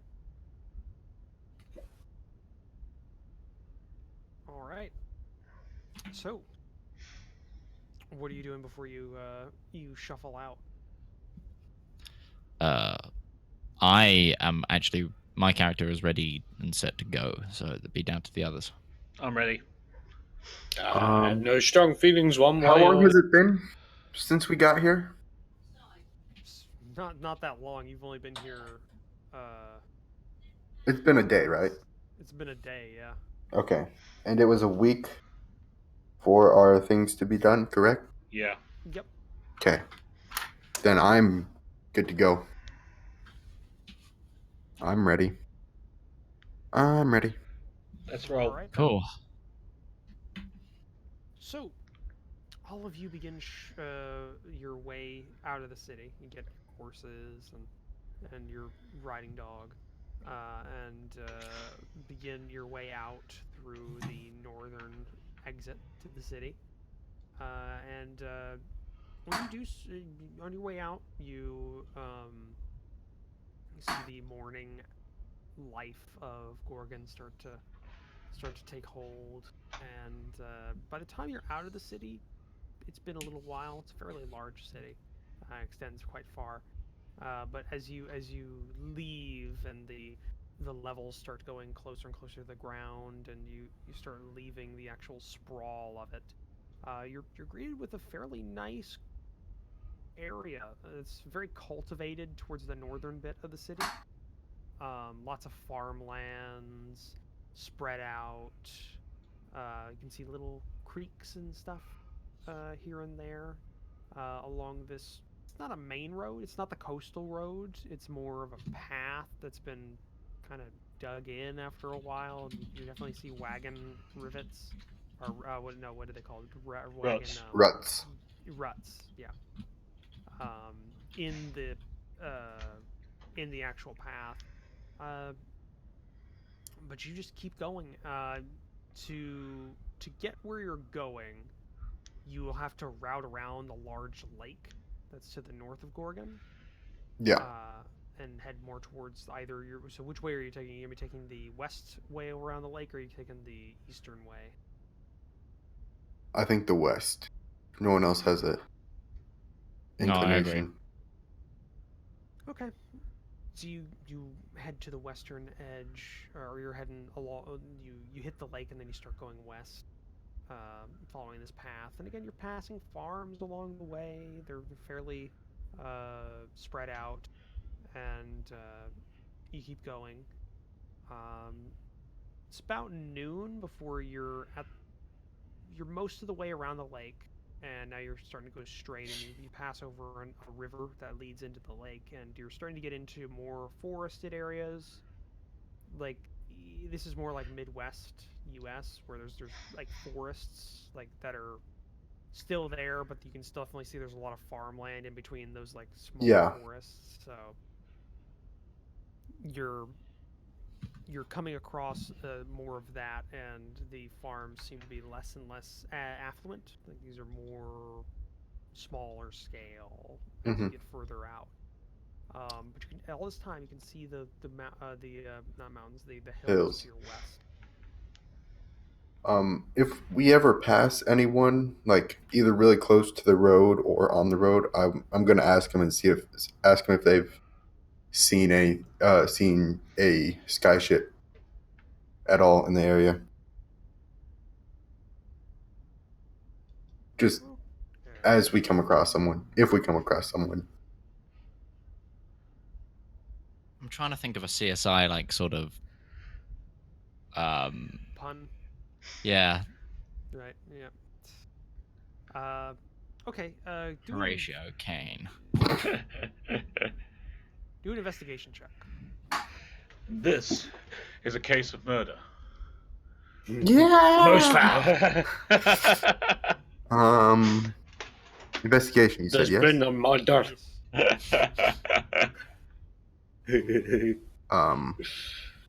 Roll. I'm trying to think of one skyship related one though. Why aren't you rolling? I want to work it into a conversation. Oh, there we go. 17. All right. You you head into well, you're as you're heading along the road, you encounter what seems to be a group of farmers who are walking along a cart that's being towed by an oxen of sorts. These dwarvish farmers.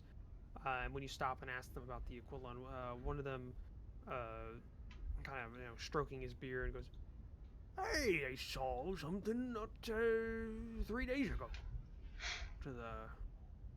along my farm up north, about 5 hours north of here. A storm rolled on through late in the day. Saw it head into the hills off its normal path. Didn't see it after that. Not sure if it's the same one, but Thank you. that's all I saw. It's much appreciated. No problem. And starts walking again. Yep. I The way he pointed it out, because you did have a map. yeah. You narrowed the area down a little bit. From what you saw, or from what he pointed out on the map, his farm is somewhere right around here, and he saw the ship somewhere along this area. Okay. It's quite a big area still. Not as big as it was before, which was the entire peninsula. Yeah. Very true. Very true. True. So I'm gonna have you make. I'll either allow you one person to make a investigation check with advantage, since all of you are helping, or if you all want to make an individual investigation check, you can. I'm proficient in investigation. So I get a +4 to it. I get a +2, so I get +3. I think odds are better in our favor if we all investigate. Yeah. Agreed. Everyone investigate. 8. No, it's a +3, Oh, I guess. sorry. No, it didn't come Got up with mine. 17. Sorry. Oh, hang on. 8. Ooh, 7. Even better. All right. I got a 17. Yeah, you spend an hour going ahead and looking around. You find some more farmers along the way. They point you in different directions, and you start heading into the hills directly. And you're now looking around, and you're trying to track things. You're trying to find areas. From what you heard from a couple of the farmers, skyships a lot of times when there's a lot of storms that roll in from the restless sea, so skyships will sometimes go over the hills and moor on one of the taller ones, so they don't get blown around in the storms. So that kind of leads you to certain peaks that would be near enough to the Aquilon's cruising altitude, or just general resting altitude, and you start heading towards those areas. But it takes you a couple hours to get that kind of information down. Roll another investigation check. This time, just Isaac and R1.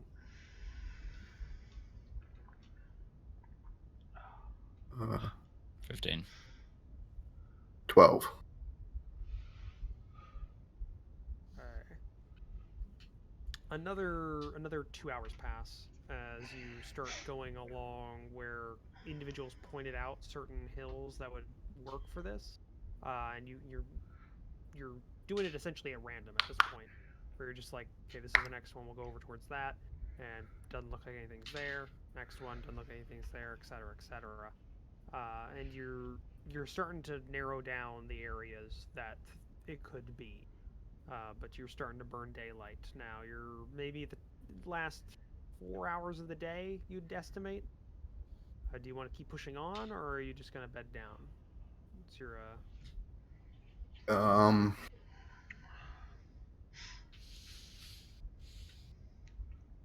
I think we should bed down. We've got people in the party that can't see at night. There's going to be no good looking at night time. Yeah. Yeah. Sounds good to me. Alrighty then. Let us make camp. So you make camp near a small stream along a flat plateau in the hills. I'm not going to even make you do anything. It's fairly simple. You guys have plenty. You have the ability of having food because of Ustenia, and yeah, the night passes. Yeah, no, we set up watch. Yeah. Okay, yeah, the night passes without much trouble. Everybody gets their full sleep or meditation in Rival's case. And you wake up in the morning fresh, with some dew like on all of your gear, etc. I think before we fully sleep, though, I think I would try and take the time to see if I could talk to Rivallon in private. Okay. Well, we have a watch together, for crying out loud, so. Well, exactly.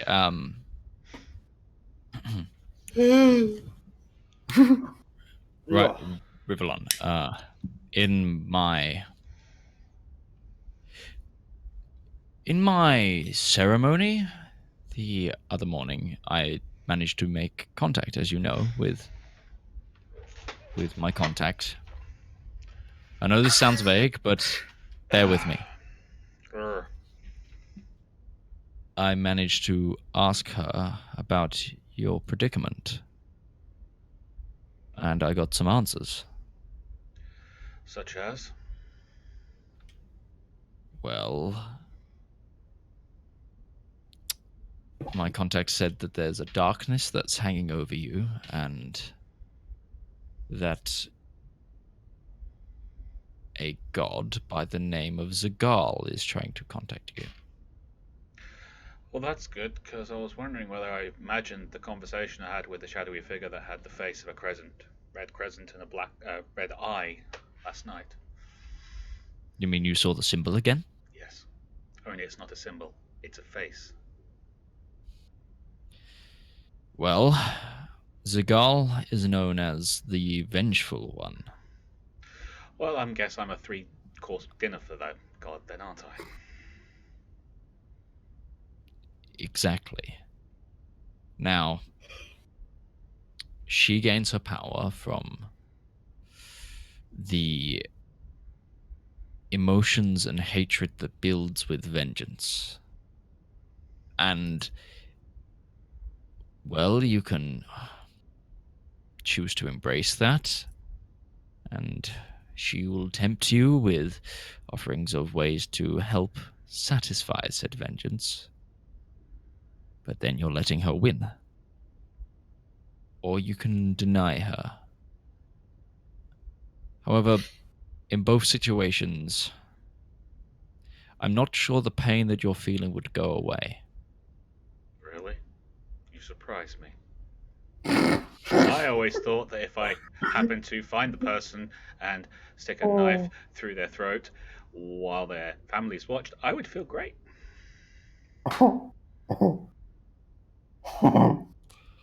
Okay, I'm gonna have to insight check that to work out if it was sarcasm. I'll do you a favor. It was. I got a natural 20. Oh,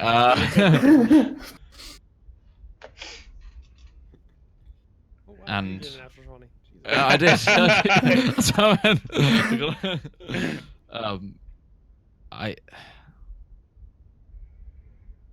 I know getting vengeance won't make my pain go away, but you're asking me to turn away from the one thing I've known for my entire life. I'm not asking you to turn away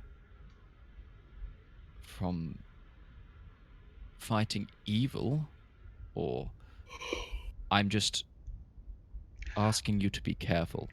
I can fight evil, I can't fight the people who killed my entire family.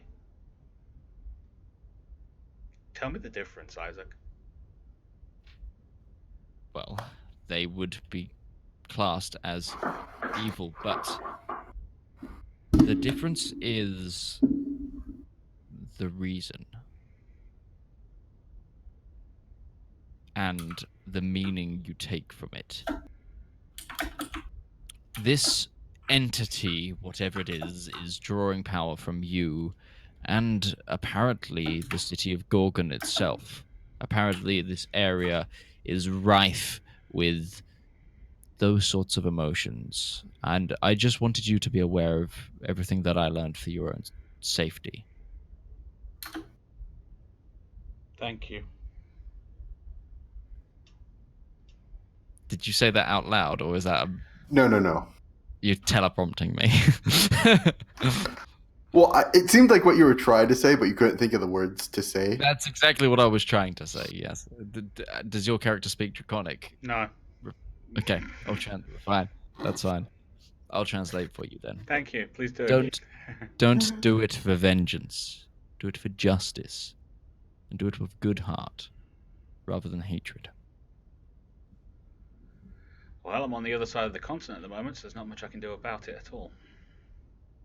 The world works in mysterious ways, but be careful of the spirit inside your head. Okay. And yes, then we continue to the next morning, I guess. All right, next morning. Okay. I'm gonna skip over a little bit of the mundane stuff because you guys have been camping out together for a long time. We've traveled a while, so you guys get your morning routines and everything out, and you begin your search anew. So give me another investigation check.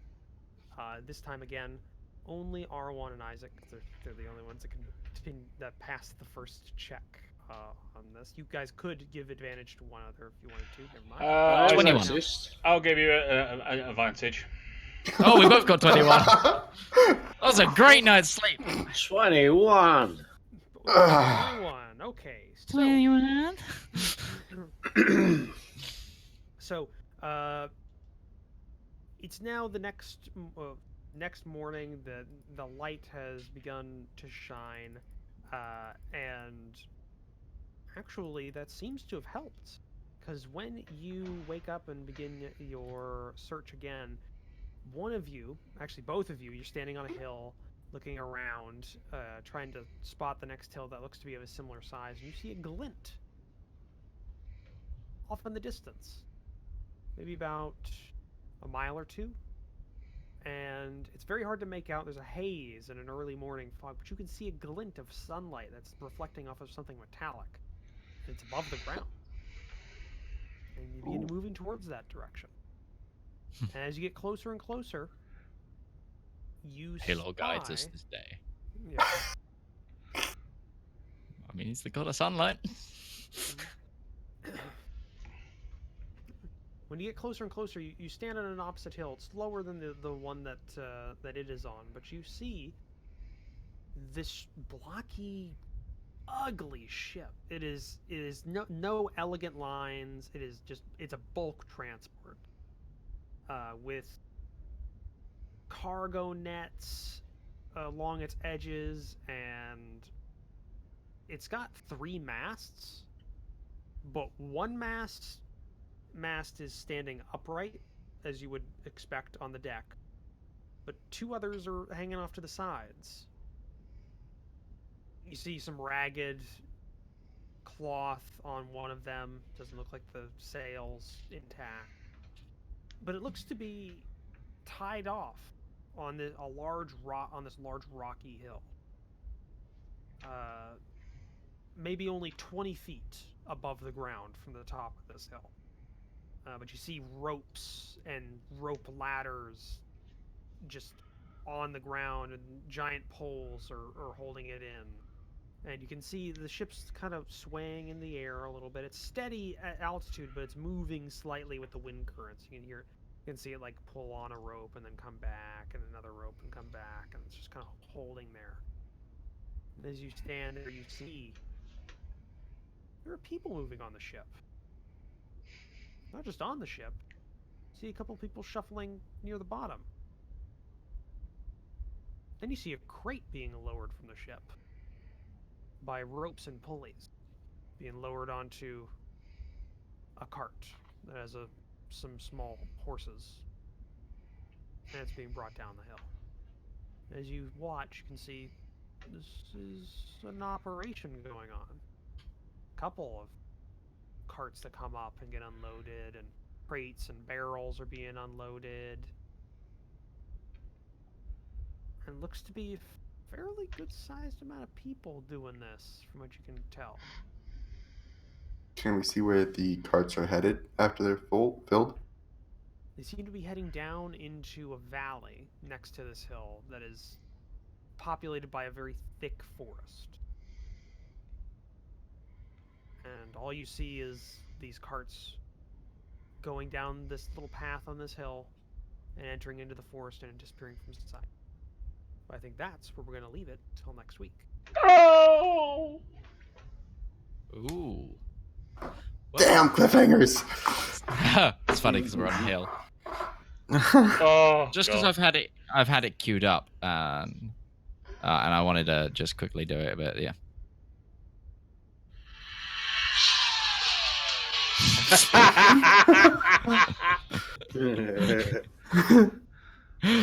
But yes, thank you all for watching this week's episode, or listening to this week's episode. Indeed, actually, you'll get I don't need to say listening to this week's episode, because you'll get the podcast outro, which is far more entertaining. As always, thank you to Roach for designing the campaign and being our DM for this session. And thank you to all of these guys for enjoying it with me. We will be back next week with more, and to finish off this cliffhanger and discover what is actually going on. And fight some sky pirates. By the sounds of it. Space pirates. Sky pirate. And it's going to be an interesting one. So I hope you all enjoyed the session. We'll be back next week. And goodbye. Bye. Adios. Yeah, we already did this.